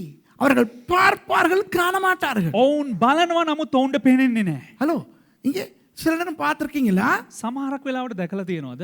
நம்ம யாரோடையாவது பேசிக்கிட்டு இருக்கும்போது අපි කාත් එක්ක හරි කතා කරගෙන ඉන්නකොට அவங்க இப்படி எங்கிட்ட மூஞ்சி இப்படி பார்த்துக்கிட்டு இருப்பாங்க. ඔහු අපේ මුහුණ දිහා සමහරක් වෙලාවට බලාගෙන ඉන්නවා. ஆனா அப்படி பார்த்துக்கிட்டு இருப்பாங்க, ஆனா பார்க்க மாட்டாங்க, காண மாட்டாங்க. பார்த்துருக்கீங்களா? මේ නමුත් බලාගෙන ඉන්නවා නමුත් එයාට පේන්නේ නැහැ, දකින්නේ නැහැ. நமக்கும் அது நடக்கும். අපිටත් ඒක සමහරක් වෙලාවට සිද්ධ இப்படி වෙනවා. பார்த்துக்கிட்டு இருப்போம், මෙහෙම බලාගෙන ඉන්නවා. ஆனா காண மாட்டோம். නමුත් අපිට මොකක්ද බලන්න කියලාවත් අපිට පේන්නේ නැහැ. எத்தனை பேருக்கு அந்த அனுபவம் இருக்கு? කී දෙනෙකුට ඒ අත්දැකීම තියෙනවා? அதுதான் யூதர்களுக்கு. ඒක තමයි යුදෙව්වන්ට. You know, if you sometimes you will be looking at somebody and maybe you are traveling somewhere else in your thoughts, you would be looking at somebody but you won't see them. That happens. This is what is happening to the Jews, poor Jews. They have the Torah, they read everything, they read about the Messiah, they know better than us, but they don't see the Messiah. அவர்களுக்கு எங்களை விட நன்றாய் தெரியும். ඔවුන්ට අපිට වැඩිය හොඳට දන්නවා.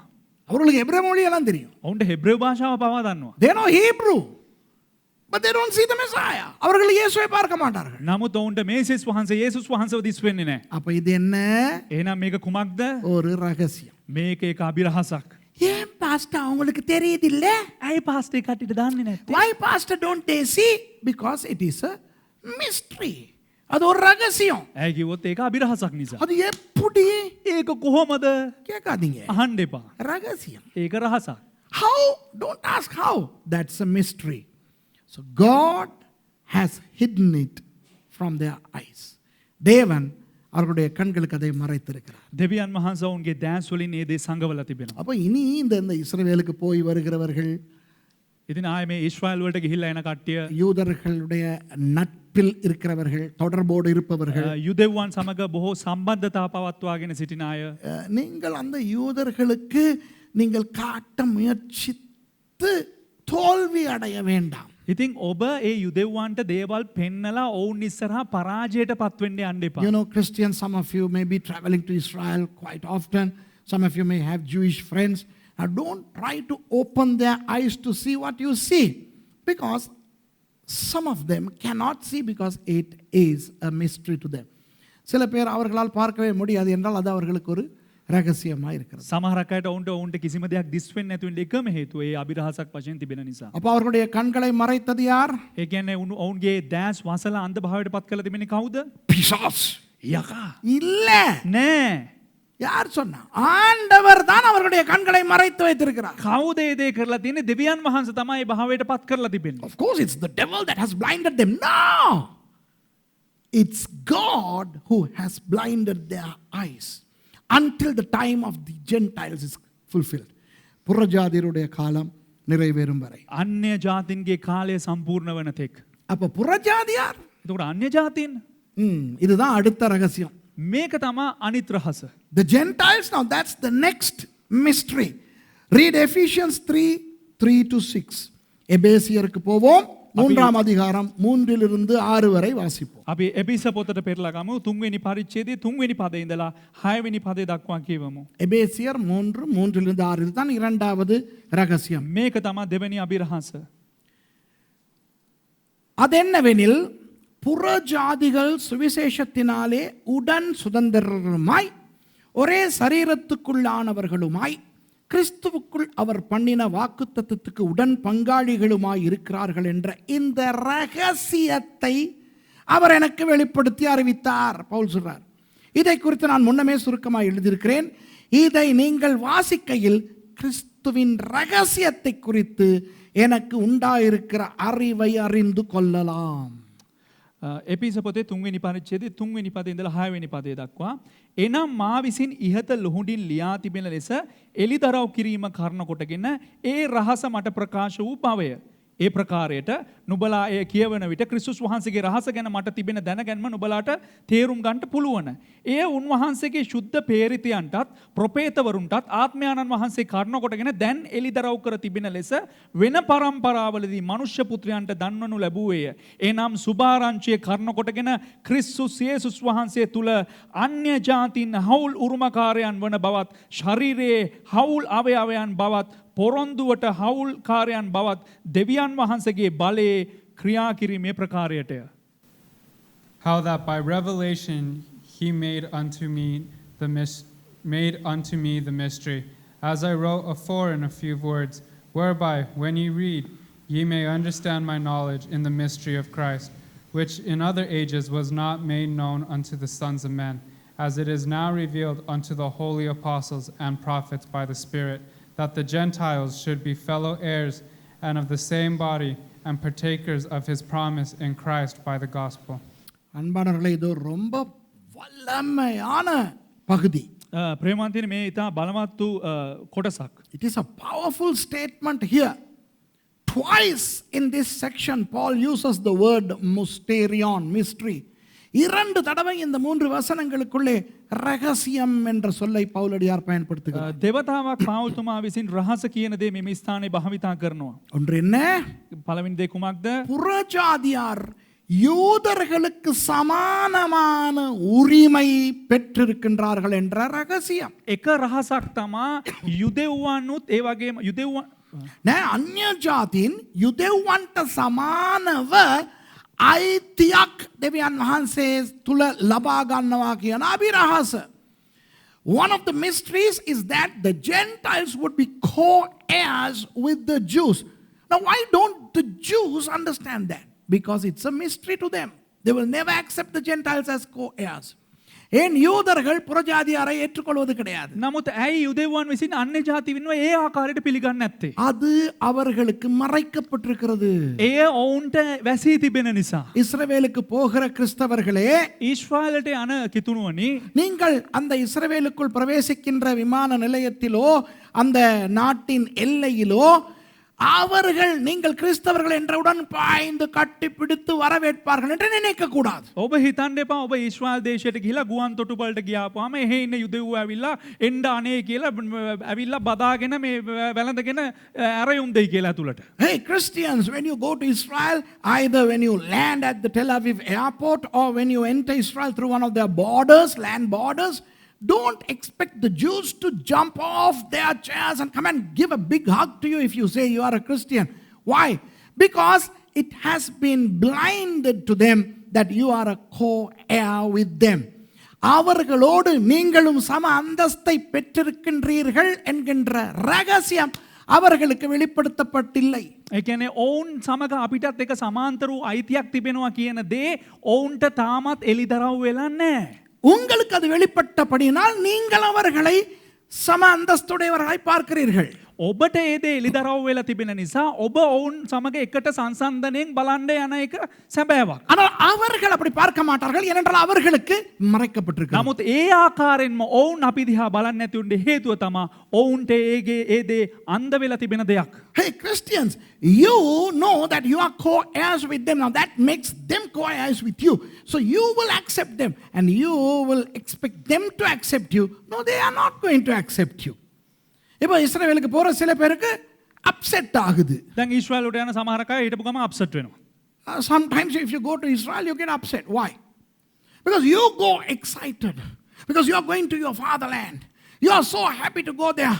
And then when you see the Jew at the immigration, you are saying, Boker Tov, oh, Shalom, wow.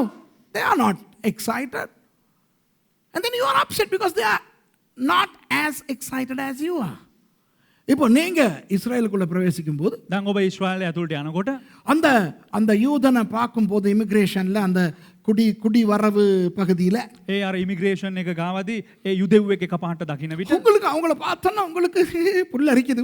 நான் இஸ்ரேல் வந்திருக்கேன். ඉතින් මේ ඔබ යුදෙව්වා දැක්ක ගමන් ඔබට හිරි වැටලා ගිහිල්ලා ඔබ නිකන් තැතිගෙන ඔබ මේ ජොලිත වෙලා அப்போ ஆபிரகாமின் சந்ததி உண்மையான சந்ததி அங்கிட்டு இருக்கு.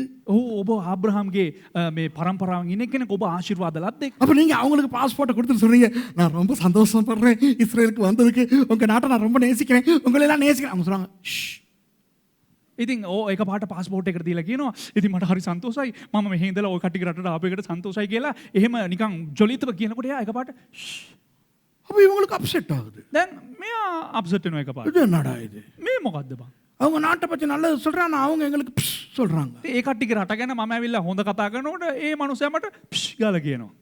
அவர்களுக்கு அது ரகசியம், அவர்களுக்கு தெரியாது. ඔවුන්ට එක රහසක් ඒ ගැන ඔවුන්ට දන්නේ නැහැ. It is a mystery to them. They don't know that we have been made co-heirs with them. We are also in a spiritual sense the descendants of Abraham. They don't know that. அப்போ நாமும் ஆவிக்குரிய ரீதியில் ஆபிரகாமின் சந்ததியாய் மாற்றப்பட்டு சம அந்தஸ்து பெற்றிருக்கிறோம் என்று அவர்களுக்கு தெரியாது. අපි ආත්මික වශයෙන් අපිටත් ආබ්‍රහම්ගේ පරම්පරාවක් ලෙස සම උරුමයක් තියෙනවා කියලා ආත්මික වශයෙන් තියෙනවා කියලා ඔවුන්ට ඒ පිළිබඳව ඒ දේ වැටහෙන්නේ නැහැ. அடுத்தது இதில் அவர் சொல்கிறார் கிறிஸ்துவை குறித்த ரகசியம் என்று. මෙතන කියනවා ක්‍රිස්තුස් වහන්සේ පිළිබඳ අභිරහස. And also Paul mentions here the mystery of Christ. யார் கிறிஸ்து?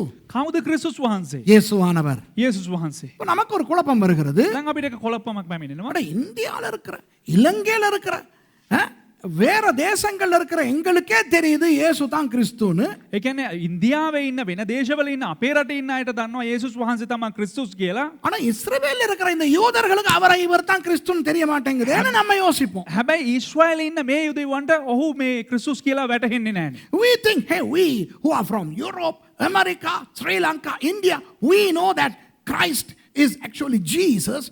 But these Jews who live in Israel, they don't know that. Hey, how many of you all have been upset over that fact that you know that Jesus is Christ, but those people who live in Israel don't know? எத்தனை பேர் upset ஆகுறீங்க நீங்க? அட உங்களுக்கே தெரியுது கிறிஸ்து தான் இயேசுன்னு, ஆனா அங்க வாழ்ற இஸ்ரவேலருக்கு இது தெரிஞ்சு தொலைக்க மாட்டேங்குது. ඉතින් කී දෙනෙක් මේ ගැන අප්සෙට් වෙනවද ඇවිල්ලා? ඒ කියන්නේ අපිට දන්නවා යේසුස් වහන්සේ තමයි ක්‍රිස්තුස් කියලා. හැබැයි ඒ ජීවත් වෙන යුදෙව්වන්ට දන්නේ නැහැ යේසුස් වහන්සේ තමයි ක්‍රිස්තුස් කියලා. பவுலடியார் என்ன சொல்லுகிறார்? පාවුල්තුමා මොකද්ද කියන්නේ? கிறிஸ்து அவர்களுக்கு ஒரு ரகசியம். ක්‍රිස්තුස් වහන්සේ ඔවුන්ට එක අභිරහසක්. Christ is a mystery to them. Do you understand that? So don't try to convince something secretive to those people who don't know that secret. அந்த ரகசியத்தை அறியாதவர்களுக்கு அந்த ரகசியத்தை சொல்லிக் கொடுக்க முயற்சிக்க வேண்டாம். ඒ රහස නොදන්නා වූ අයට ඒ දේ විවරණය කරන්න උත්සුක වෙන්න එපා. அப்ப இதுவரை என்ன பார்த்திருக்கிறோம்? දැන් මේ තාක් දුරට අපි මොන මොනවද බැලුවේ? இயேசுவானவர் சொன்ன இந்த ரெண்டு ரகசியங்கள். යේසුස් වහන්සේ කිව්වා වූ ඒ අභිරහස් දෙක. தேவராஜ்யம் எனும் ரகசியம், பரலோக ராஜ்யம் எனும் ரகசியம். දේව රාජ්‍ය කියනා වූ රහස තා ස්වර්ග රාජ්‍ය කියනා වූ රහස. So far we have seen the two mysteries Jesus taught. The mystery of the kingdom of God and the mystery of the kingdom of heaven. அப்புறம் பவுலடியார் சொன்ன ரகசியங்களில் ரெண்டு பார்த்து விட்டோம். ඉතින් පාවුල්තුමා කිව්ව රහස් දෙකක් අපි බැලුවා. So 2 of Paul's 13 mysteries have been seen by us. Number 1, Israel is blind. இஸ்ரவேலர்கள் கண்குருடாய் இருக்கிறார்கள்.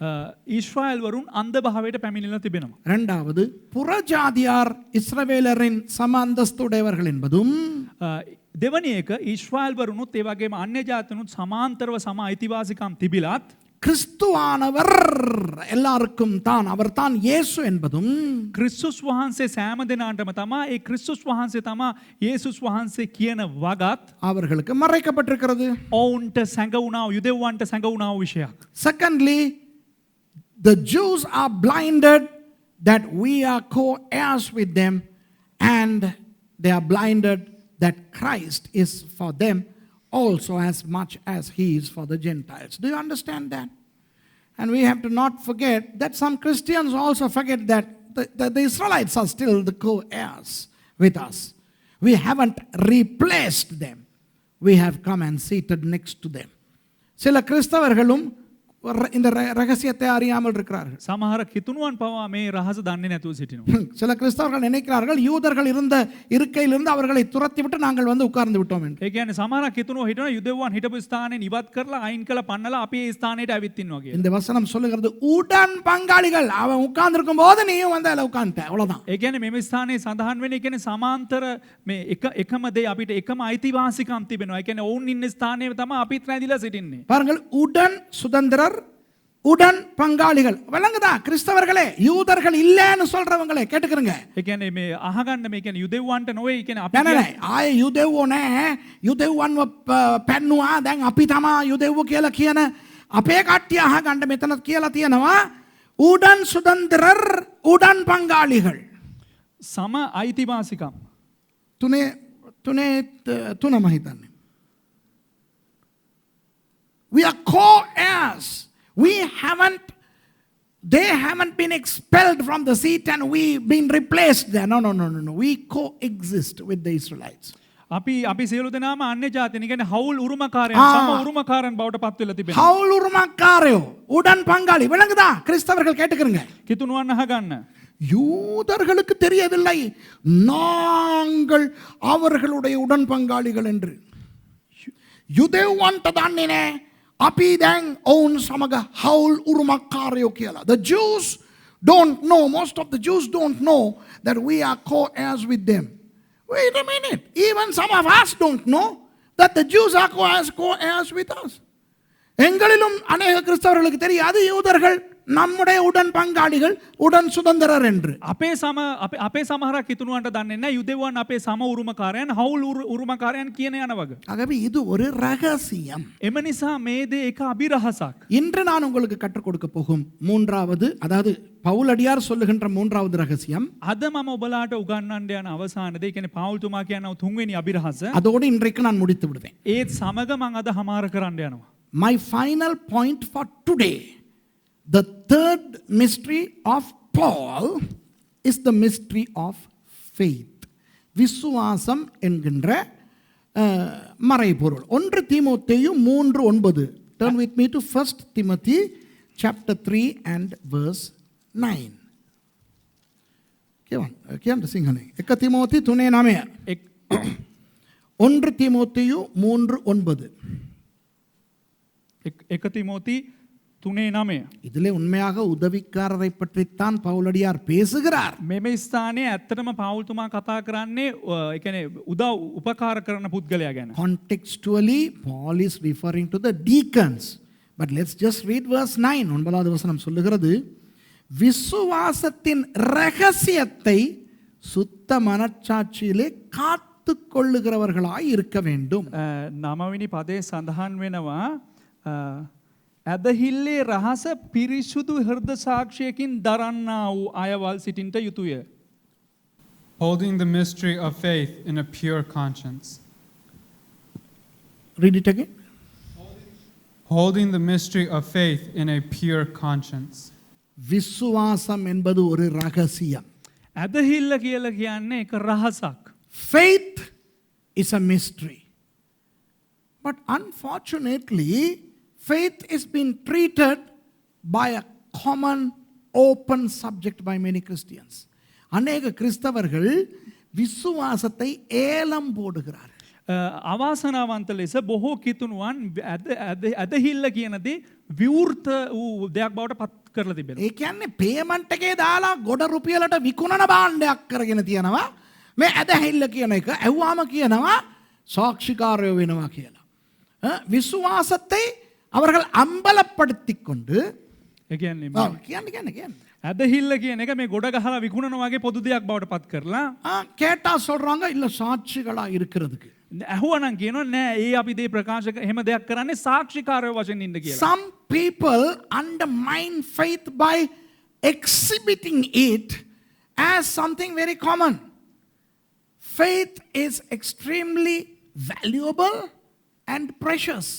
விசுவாசம் என்பது பெருமதியானதும் ඇදහිල්ල කියන්නේ වටිනාවුත් ஒரு ஒரு ஒரு பெருமதியான ரகசியமான ஒன்றாக இருக்கிறது. ඉස්තරම් වූ රහසක් බඳුව තිබෙනවා. இங்க பாருங்க ஒரு ஒரு இந்த ரகசியம் பிறகு அடுத்த ஞாயிற்றுக்கிழமை உங்களுக்கு இன்னும் சில ரகசியங்களை சொல்லும்போது இன்னும் இன்பமாக இருக்கும். இன்னைக்கு மொத்த பிரசங்கனால கொஞ்சம் டல்லா தான் போகும். අද මේ පළවෙනි දේශනාව නිසා පොඩ්ඩක් මේ ඩල් වගේ තමයි තියෙන්නේ. அடுத்த ஞாயிற்றுக்கிழமை கொஞ்சம் இதை விட இன்ட்ரெஸ்டா போகும். ඒ කියන්නේ ලබන ඉරු දිනේ ඉඳලා හොඳට ඉන්ට්‍රස්ට් එකේ තිබේ. You see, today since this is the first talk about mystery, for some people this is a mysterious sermon. In a literal sense. But next Sunday you will enjoy this more than today. இப்போ நீங்க ஒருத்தரை என்ன சொல்றது, இப்போ காதல் பண்றீங்கன்னு வைங்களேன். ඔබ කෙනෙකුට ආදරය කරනවා කියලා හිතන්න. மனசுல ஒருத்தரை குறிச்சு ஒரு ஒரு ஒரு ஈர்ப்பு வந்துருச்சுன்னு வைங்களேன். எதிர்பார்ப்பார் ஒருத்தரை பத்தி බලාපොරොත්තුවක් නැති කෙනෙක්ට ඔබට ඇතුලෙන් එක ආකර්ෂණයක් ඇති වෙලා කියලා හිතේ තියාගන්න. Say you are all of a sudden attracted to somebody from the opposite sex. Now some Indian people and some Sri Lankan Christians don't like the word love, relationship, going out together, stuff like that. இப்போ இந்தியாவில் இலங்கையில் இருக்கிற சில தமிழர்களுக்கு இந்த காதல் கத்திரிக்காய் எல்லாம் பிடிக்காது. அதை பற்றி நான் பேசலை. දැන් මේ ලංකාවේ ඉන්දියාවේ ඉන්න සමහරක් එතුණු අයට මේ ආදරේ ප්‍රේමයේ කියන ආදරේ කියන එක ආලේ කියන එකට කැමති නැහැ. காதல் எல்லாம் ஐயா இப்போ காதல் நல்லமா இல்லையான்னு நான் பேச வரல. ආලය කියලා කියන්නේ ජරාවක් ඊයා. ඒ කියන්නේ ආලය ගැන කතා කරන්න ආවේ නෑ දැන්. I am not talking about the love relationship, but here is the real psychological thing. மனோநிலை சம்மந்தமாக சொல்கிறேன். இப்போ உங்களுக்கு ஒரு ஆளை குறித்து ஒரு காதல் உணர்வு வந்துருச்சுன்னா දැන් මනෝවිද්‍යාත්මක හේතුව කියනවා දැන් ඔබට එක පුද්ගලයෙක් එක තැනැත්තියක් පිළිබඳව තැනැත්තෙක් පිළිබඳව යම් කිසි ආලයක් නැත්නම් ආකර්ෂණයක් පැමිණියා නම් அதை போய்ட்டு எல்லாருக்கிட்டையும் தம்பட்டம் அடிச்சுக்கிட்டு இருப்பீங்களா? දැන් ඒක හැමදෙනාටම ගිහිලා අඬ බෙර කහගෙන ඉන්නවද? Would you go and tell everybody that you are attracted to this person? Would you do that? அது செஞ்சுக்கிட்டு இருப்பீங்களா? දැන් එහෙම කරගෙන ඉන්නවද? மரக்கறி வாங்க போனால் உங்களுக்கு தெரியுமா அந்த அந்த அந்த அந்த அந்த அந்த அந்த இப்படி ஒன்று இருக்குதே அது குறித்து எனக்கு ஒரு மாதிரி ஃபீலிங் ஆயிடுச்சு. ඒ කියන්නේ මේ ගිහිල්ලා කියනවද නිකන් මේ මට අර අරයා ඉන්නේ එයා ගැන නිකන් මට ෆීලිං වගේ ආවා කියලා. I am really attracted to that person. Would you do that to the shopkeeper? போயிட்டு எல்லாம் அம்பலப்படுத்திட்டு திரிவீங்களா நீங்கள்? දැන් ඒ ගැන ඔක්කොම අඬ බෙර ගහගෙන මුළු ලෝකෙටම කියාගෙන දඟලනවා ගම වටේ. அல்லது உங்களை திருமணத்துக்கு பேசி ஒரு ஆளை கல்யாணம் கட்டுறதுக்கு பெரியோர்களால் நிச்சயிக்கப்பட்டு விட்டது. වැඩිහිටියන් විසින් කෙනෙකුට විවාහ කරලා දෙන්න ඒ පිළිබඳව කතා කරලා තිබෙනවා. அதை வீட்டுக்கு தேங்காய் விற்க வரவன், மாங்காய் விற்க வாங்குறவன், வெங்காயம் விற்க வரவன், மரக்கறி விற்க வரவன் எல்லாருக்கும் சொல்லிக்கிட்டு இருப்பீங்களா? உங்களுக்கு ஒரு விஷயம் தெரியுமா? எனக்கு நிச்சயதார்த்தம் நடந்துருச்சே. ඉතින් ගෙදරට පොල් විකුණන්න එන එකටයි දොඩම් විකුණන්න එන එකටයි දෙහි විකුණන්න එන එකටයි කෙහෙල් මුව විකුණන්න එන එකටයි කියන් එනවද මේ මන් දන්නවද මට විවාහයක් තීන්දුනා කියලා කියන්න යනවද? If you are engaged to be married to somebody, are you going to talk about it to every Tom, Dick and Harry that you see everywhere? No. Why? It's too precious to just babble about. சும்மா ஒலம்பிக்கிட்டு இருக்கிற அளவுக்கு அது பெருமதி இல்லாதது அல்ல. ஆமாவா இல்லையா? නිකන් ඕනවට වැඩි ඒක ඒ කියන්නේ කාට හරි කියන්න තරම් මේක වටිනා දෙයක්. ඒක කියන්න නෙමෙයි නිකන් ඒක හැම එකාටම දොඩව මේ මාව එන්ගේජ් කරලා තියෙනවා. ඔහම කියාගෙන ඉඳීද? ඒක කොච්චර වටිනා දෙයක්ද නේද? ඔය හැම කරාද තුෂාර? නෑනේ. මේ මනුස්සයා ගිහලා රෙජිස්ටර් කරලාත් ආවේ මට හොරෙන්. දන්නවද ඒක? இவர் போய்ட்டு ரெபேக்காவை ரெஜிஸ்டர் எல்லாம் பண்ணது எனக்கு தெரியாம கள்ளத்தனமா. This fellow went and hey got legally registered without my knowledge. Yeah, do you know that? Hello பார்க்குறீங்க தானே பாஸ்டர் துஷார்? அந்த காலத்தில் ரெபேக்காவை பார்த்ததுக்கு பிறகு எனக்கு தெரியாது, சட்டப்படி ரெஜிஸ்டரும் பண்ணி வந்தாச்சு. சொல்லு உன்னை பற்றி தானே. දේවගැත්තුමාට දන්නේ නැතුව මම නීත්‍යානුකූලව කියන්නේ රෙජිස්ටර් කරලා පැමිණියා. விரட்டிட்டேன் நான். வராத பெல்வுட்டுக்கு மூஞ்சில முழிக்காத. ඉතින් මාව එලවල දැම්මා. තෝ එන්න එපා මේ පැත්තේ මට දකින්න තෝ ඉන්න එපා කියලා මාව එලවල දැම්මා. இவருக்கு எவ்வளவு பெருமதியானதுன்னா எனக்கே மறைச்சிட்டார். දැන් මට ඒක කොච්චර වටිනවද කියලා කිව්වොත් මම දේවගැත්තුමාට මේක හැංගුවා. මුස්ටේරියන්. Tusharas Musterion made it so precious that he concealed the fact that he got registered.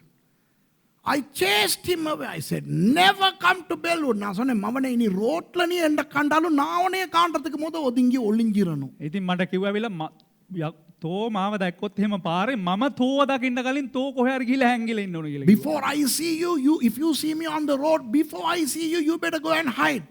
என்ன ரோட்? இவர் போயிட்டு காட்டுக்கு இந்த காணி உள்ளுக்கு தான் ஒளிஞ்சார். මොන පාරේද මම ගිහලා මේ කැලේ ආස්සේ තමයි හැංගිලා හිටියේ. மரத்துக்கு மேல இவருக்கு சாப்பாடு கள்ளத்தனமா சப்ளை mercy ඩැනීකි கொடுத்து ඩැනී தான் சாப்பாடு சப்ளை. ඉතින් මට කෑම හම්බෙන්නේ හොරෙන් යවනවා සහෝදරි මර්සි පාස්ටර් ඩැනී අතේ. ඉතින් පාස්ටර් ඩැනී ඇවිල්ලා තමයි මට කෑම දෙන්නේ. This fellow goes and hides on tree tops and Mercy cooks secretive mysterious Musterion food and Danny mysteriously disappears into the woods and mysteriously he's fed. Oh hallelujah.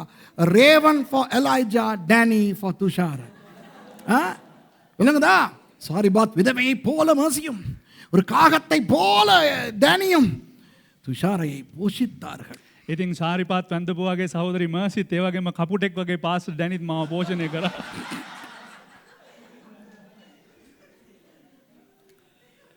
හොඳ වෙලාවට ඩැනියා කපුටා කිව්වේ කුකුලා කියන්නේ නැතු. මේ කුකුලාට සප්ලයි කරන්න කපුටෙක්. கவனிங்க, நீங்கள் ஒருவரை திருமணம் செய்ய போனால் ඔබ කෙනෙක් විවාහ වෙන්න ගියා නම් அது எவ்வளவு ஒரு பெருமதியான விடயம் என்றால் ඒ කෙතරම් එක වටිනා ජනක දෙයක්ද යත් அதை போய் கண்டவர்களுக்கும் உலம்பிக் கொண்டு திரிய மாட்டீர்கள். சரியா நான் சொல்வது? ඒ පිළිබඳව ගිහිල්ලා දකින එකනාට දොඩවගෙන යන්නේ නැහැ. If you are engaged to a person, it is so precious that you are not going to babble about it to everybody who you see. You would talk about it only to important people.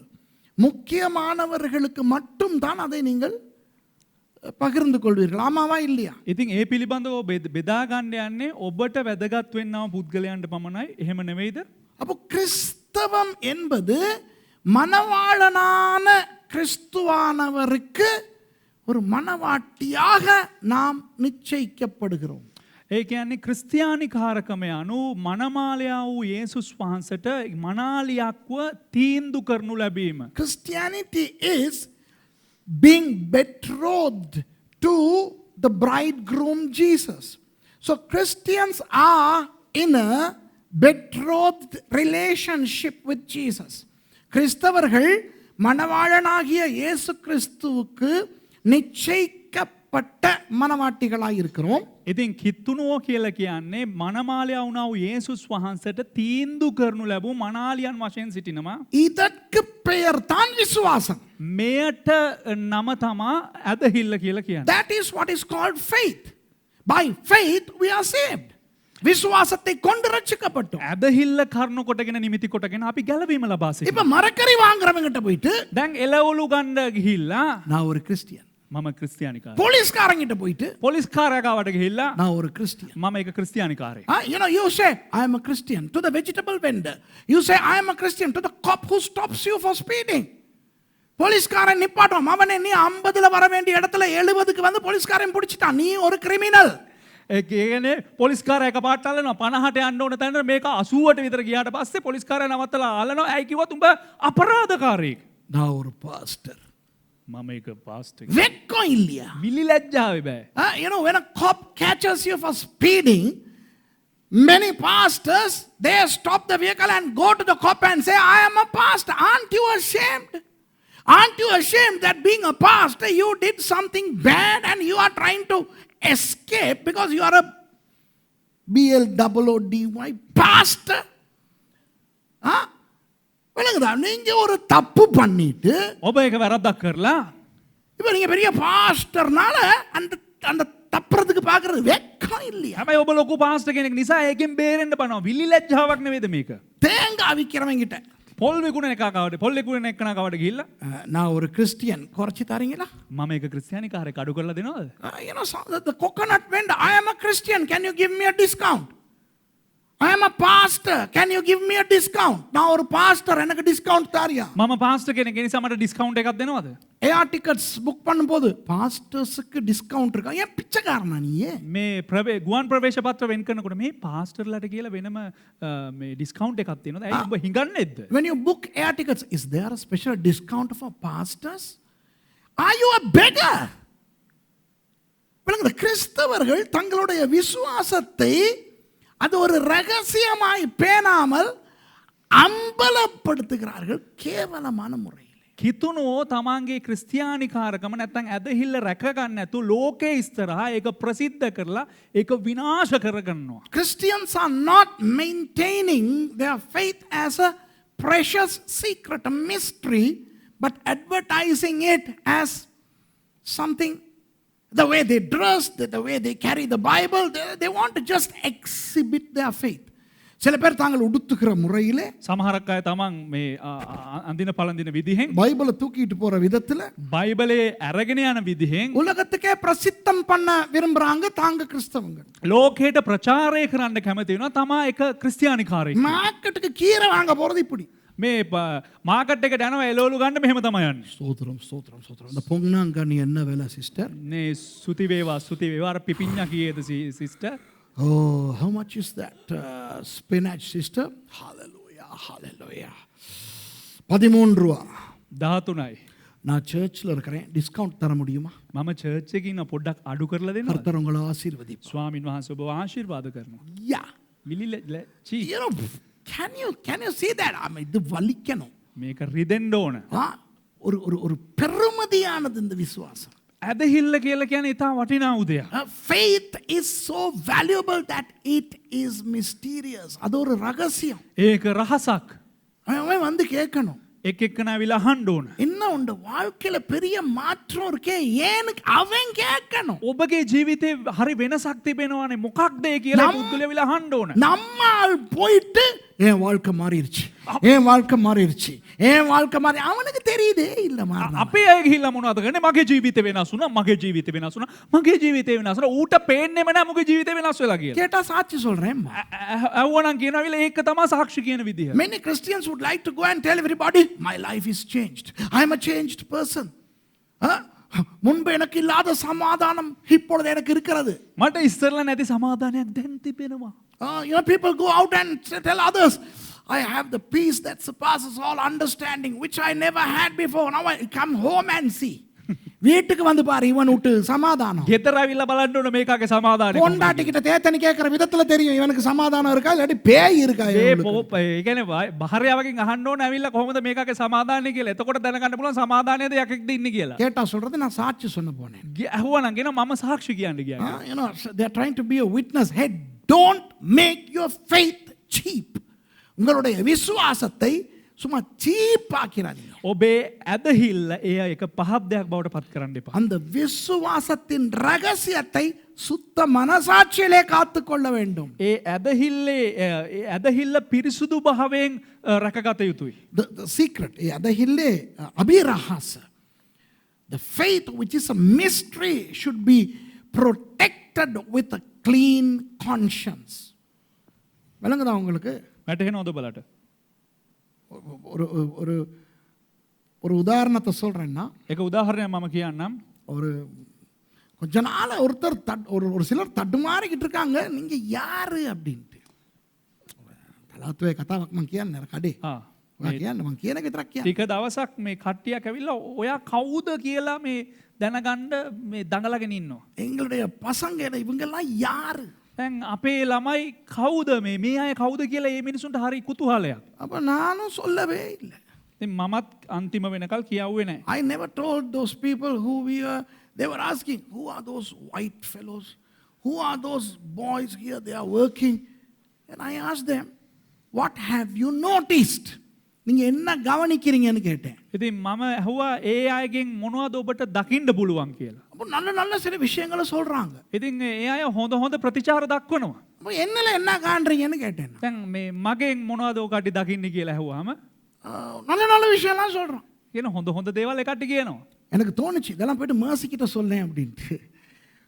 நம்ம මේ වගේ மேர்சிட்ட කියපන් කියලා කියන්න හිතුන අරුන්ට. வழங்குதா ரோட்டில் இருக்கிறவன் தொடர்ந்து என்னை பார்த்து கேட்குறான், நீங்கள் ரொம்ப வித்தியாசம் அவன் சொல்கிறான் எனக்கு. ඉතින් පාර දකින්නයි කියන ඔබ හරි වෙනස් කියලා. ඒක තැනක ஒரு இடத்துல. அப்போ நீங்கள் என்ன? ඔබ ඇත්තට ඔබ කවුද? அப்போ நான் கேட்டேன் நீங்கள் என்ன நினைக்கிறீங்கன்னு. එතන මම ඇහුවා ඉතින් ඔබලා මොනවද හිතන්නේ මා ගැන? முடியலையே அப்படிங்கிற. අයියෝ බෑනේ කියන්න. அப்போ நான் கேட்டேன் ஏன் முடியலை? ඇයි බැරි ඔයාට? So I asked them, what do you think? They said, we don't. It's very difficult for us to understand who you are and who those people are. And I said, what do you think? நீங்கள் என்ன நினைக்கிறீங்க? ඉතින් ඔබ මොනවද හිතන්නේ මේ ගැන? அவன் நினைக்கவும் முடியாம இருக்குது. අයියෝ අපිට හිතා ගන්න බැරුව ඉන්නේ අනේ. ஒருத்தர் சொன்னாரு, එකනේ කිව්වා நல்லா நோட் பண்ண இவங்க யாரும் சிகரெட் குடிக்கிறாங்க இல்ல. එක දෙයක් හොඳට හොයලා බැලුවා කිසිම කෙනෙක් සිගරට් එකක් බොන්නේ නැහැ. இவங்க யாரும் சண்டை பிடிக்கிறாங்க இல்ல. நம்ம இங்கே தானே உள்ளுக்கு தானே சண்டை பிடிக்கலாம். அவன் கண்டல. කිසිම කෙනෙක් මේ රණ්ඩු වෙන්නේ නැහැ. අපි මේ ඇතුළේනේ රණ්ඩු වෙන්නේ. Those fellows said, I noticed that these boys, these young people are not smoking like everybody else, and they are not fighting. And they even said, those two white boys, they are just like the others. அந்த ரெண்டு வெள்ளக்கார பசங்க வராங்களே அவங்களும் மற்றவங்க மாதிரி தான் இருக்கிறாங்க. අර සුදු කොල්ලෝ දෙන්නේ සුදු දෙනෙක් කෙනවනේ. ඒ කොල්ලෝ දෙන්නත් හරියට අපි අනිත් ළමයි වගේ තමයි හැසිරෙන්නේ. ஜோக் என்ன தெரியுமா? හැබැයි විහිළුව මොකක්ද දන්නවද? நான் கடைசி வரைக்கும் இன்னும் சொல்லல நாங்க யாருன்னு. මම අන්තිම වෙනකල් ඒ කට්ටියට කිව්වේ නැහැ තාම කවුද කියලා අපි. I haven't told them who we are. Now they are guessing. They are guessing and they are guessing and they are guessing. Now that's the beauty of faith. அவங்களுக்கு இன்னும் நான் சொல்லல. 3 மாசம் இருக்குமா? 3 மாசமா அவங்களுக்கு இன்னும் நான் சொல்லல நாங்க யாருன்னு. දැන් මාස 3ක් වෙනවා ඔවුන්ට කිව්වේ නැහැ අපි කවුද කියලා. ඔවුමුත් හොයනවා කවුද මේ කියලා. என்னைக்காவது நான் சொல்லுவேன். කවදා හරි මම කියනවා நாங்கள் யாருன்னு. අපි කවුද කියලා. அப்பதான் அவனுக்கு படும், ஓ கிறிஸ்தவர்கள் இப்படியான். එතකොට තමා ඔවුන්ට පදින්නේ කිතුුණු කියල කියන්න මෙහෙම අයද කියලා. ஒரு நாள் நீர்கொழும்புக்கு போய்கிட்டு இருக்கோம். එක දවස කොළඹලා පිටත් යමින් සිටිය. நான் வேனை ஓட்டிக்கிட்டு போனேன், கேவலமாக ஓட்டிக்கிட்டு போயிட்டு போலீஸ்காரங்கிட்ட மாட்டிக்கிட்டேன். මේ ඕන නැති විදිහට එලවගෙන ධාවනය කරගෙන ගිහිලා මාට්ටුනා පොලිස්කාරයන්. One day when we were going to Negombo, I was driving like a mad driver. All the time I drive like that. Anyway, that day I got caught to the cops. அப்போ இறங்கி போலீஸ்காரங்கிட்ட போயிட்டு நான் சொன்னேன், ஒன்றும் கேட்குறதுக்கு இல்லை, எனக்கு தான் தெரியுமே நான் என்ன செஞ்சேன்னு, லைசனை கொடுத்து எழுதுடா அப்படின்ட்டு. ඉතින් පොලිස්කාරයා නැවතුව ගමන් ගිහිල්ලා මේ මොනවත් ඇහුවෙන්නේ නැහැ. ගිය ගමන් ලයිසන් එක අරන් දුන්නා මේ ලියන්න කියලා. So I gave the license and I said, give me a ticket. So he said, nobody does this. Everybody wants to defend their action. Who are you? அப்போ அந்த ஆள் போலீஸ்காரன் என்கிட்ட சொல்கிறாரு, நாங்கள் பிடிக்கிற எவனுமே நாங்கள் தப்பு செஞ்சோன்னு ஒத்துக்கிற மாட்டான், நீயா வந்து இந்த லைசனை கொடுக்குறியே, நீ யாருன்னு கேட்டான். ඉතින් ඒ පොලිස්කාරයා කිව්වා පුදුමයිනේ මෙහෙම කවදාකවත් අහලා නැහැ. කියන්නේ අහුවෙන එක බලන්නේ කරපු වැරද්දෙන් පැන ගන්න. දැන් ඔයාම ඇවිල්ලා කියනවා මට ටිකට් එකක් ලියන්න කියලා. කවුද ඔයා කියලා අහනවා. பின்னாலே இவர் வராரு, துஷார பாஸ். මම පිටිපස්සෙන් එනවා. இவர் வரும்போது நான் சொன்னேன், நாங்கள் யாருன்னு சொல்லிடாது, ஏன்னா எனக்கு தெரியும் இது வந்தோடனே சொல்லும், நாங்கள் ஃபாதர்மார். நீ அப்படித்தான் சொல்லுவேன், சொல்ல மாட்டியா? சரி சொல்லு, நீ சொல்லுவேன்னு நினைச்சேன். ඒ කියන්නේ නීක சொல்லுங்க. තුෂාර එනවා වෑන් එකෙන් බැහැලා. මම ටක් ගාලා තුෂාරට කිව්වා අපි කවුද කියලා කියන්න එපා. මොකද දැන් පොලිස්කාරයා අහනවා කවුද කියලා. කියන්න එපා කියලා. මම හිතුවා මේ හදේ කියලා දායි අපි පාස්ටර්ලා කියලා. පිටිපස්සෙන් පාස්ටර් මුනසිංහ එනවා. මිනිහට කිව්වා කියන්න එපා. பின்னால பாஸ்டர் முனசிங்க வராரு. நான் சொன்னேன் நாங்கள் யாருன்னு சொல்லாதேன்ட்டு. So I told Pastor Tushara and Pastor Munasinga, don't tell who we are. You know what happened? That cop got confused and he doesn't want to write the ticket. அந்த போலீஸ்காரர் ஹோல்மங்காகி දැන් ඒ පොලිස්කාරයට උත්තර දකුණ මාරු වෙලා அவர் இப்ப எழுதுறாரு இல்ல. දැන් එයා ලියන්නේ නැහැ. තුෂ්ණිම්බුතු වෙලා බලන් ඉන්නවා. அவர் கேக்குறாரு நீங்க யாருன்னு. දැන් එයා අහනවා ඇවිල්ලා ඔයා කවුද? நான் சொன்னேன் நாங்க தப்பு செஞ்ச டிரைவர். එතකොට දෙවගැත්තුමා කිව්වා මම වැරදි කරපු එක රියදුරෙක්. தண்டனைய குடு. අනේ මට දඬුවම ලබා I told him I am a driver who committed an offense. Give me the ticket. He is completely Holmanusiastic. You remember? அப்புறம் நான் சொன்னேன், நான் யாருன்னு உனக்கு சொல்றேன்.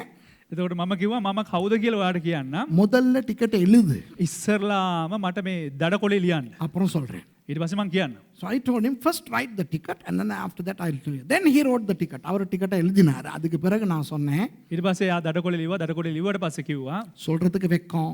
කියන්න ලැජ්ජයි. நாங்க எல்லாம் பாஸ்டர்மார். අපි ඔක්කොමලා මේ පූජකවරු පාස්ටර්ලා. மற்றவனுக்கு தப்பு செய்யாதன்னு சொல்ற நாங்களே தப்பு பண்ணிட்டோம், நீ நாங்க யாருன்னு கேட்கறியே. අනිත් කට්ටියට වැරදි කරන්න එපා කියන අපිම වැරදි කරනවා. ඔබ අහනවනේ අපි කවුද කියලා. After he gave the ticket, I told him who we are. I told him, you know, it's a shame that we are pastors.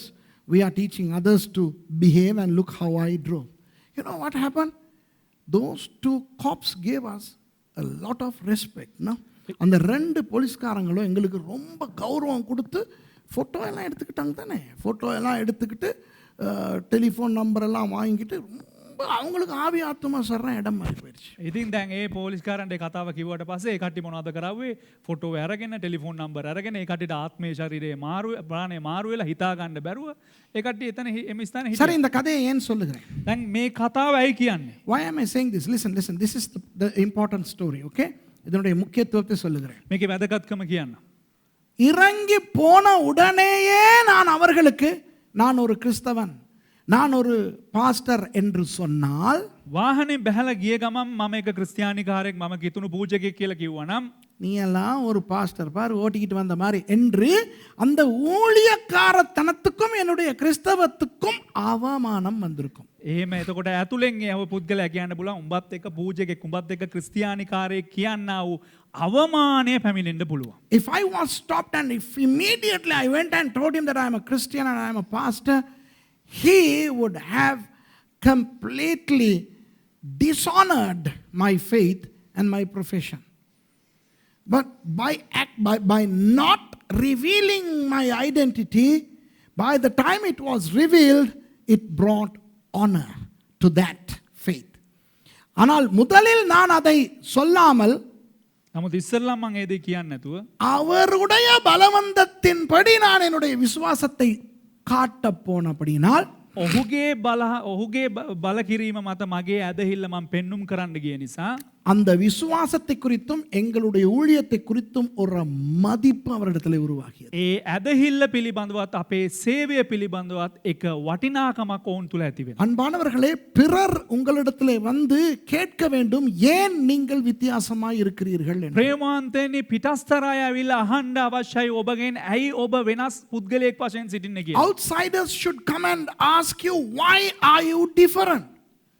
And the more you conceal, the more curiosity those people entertain.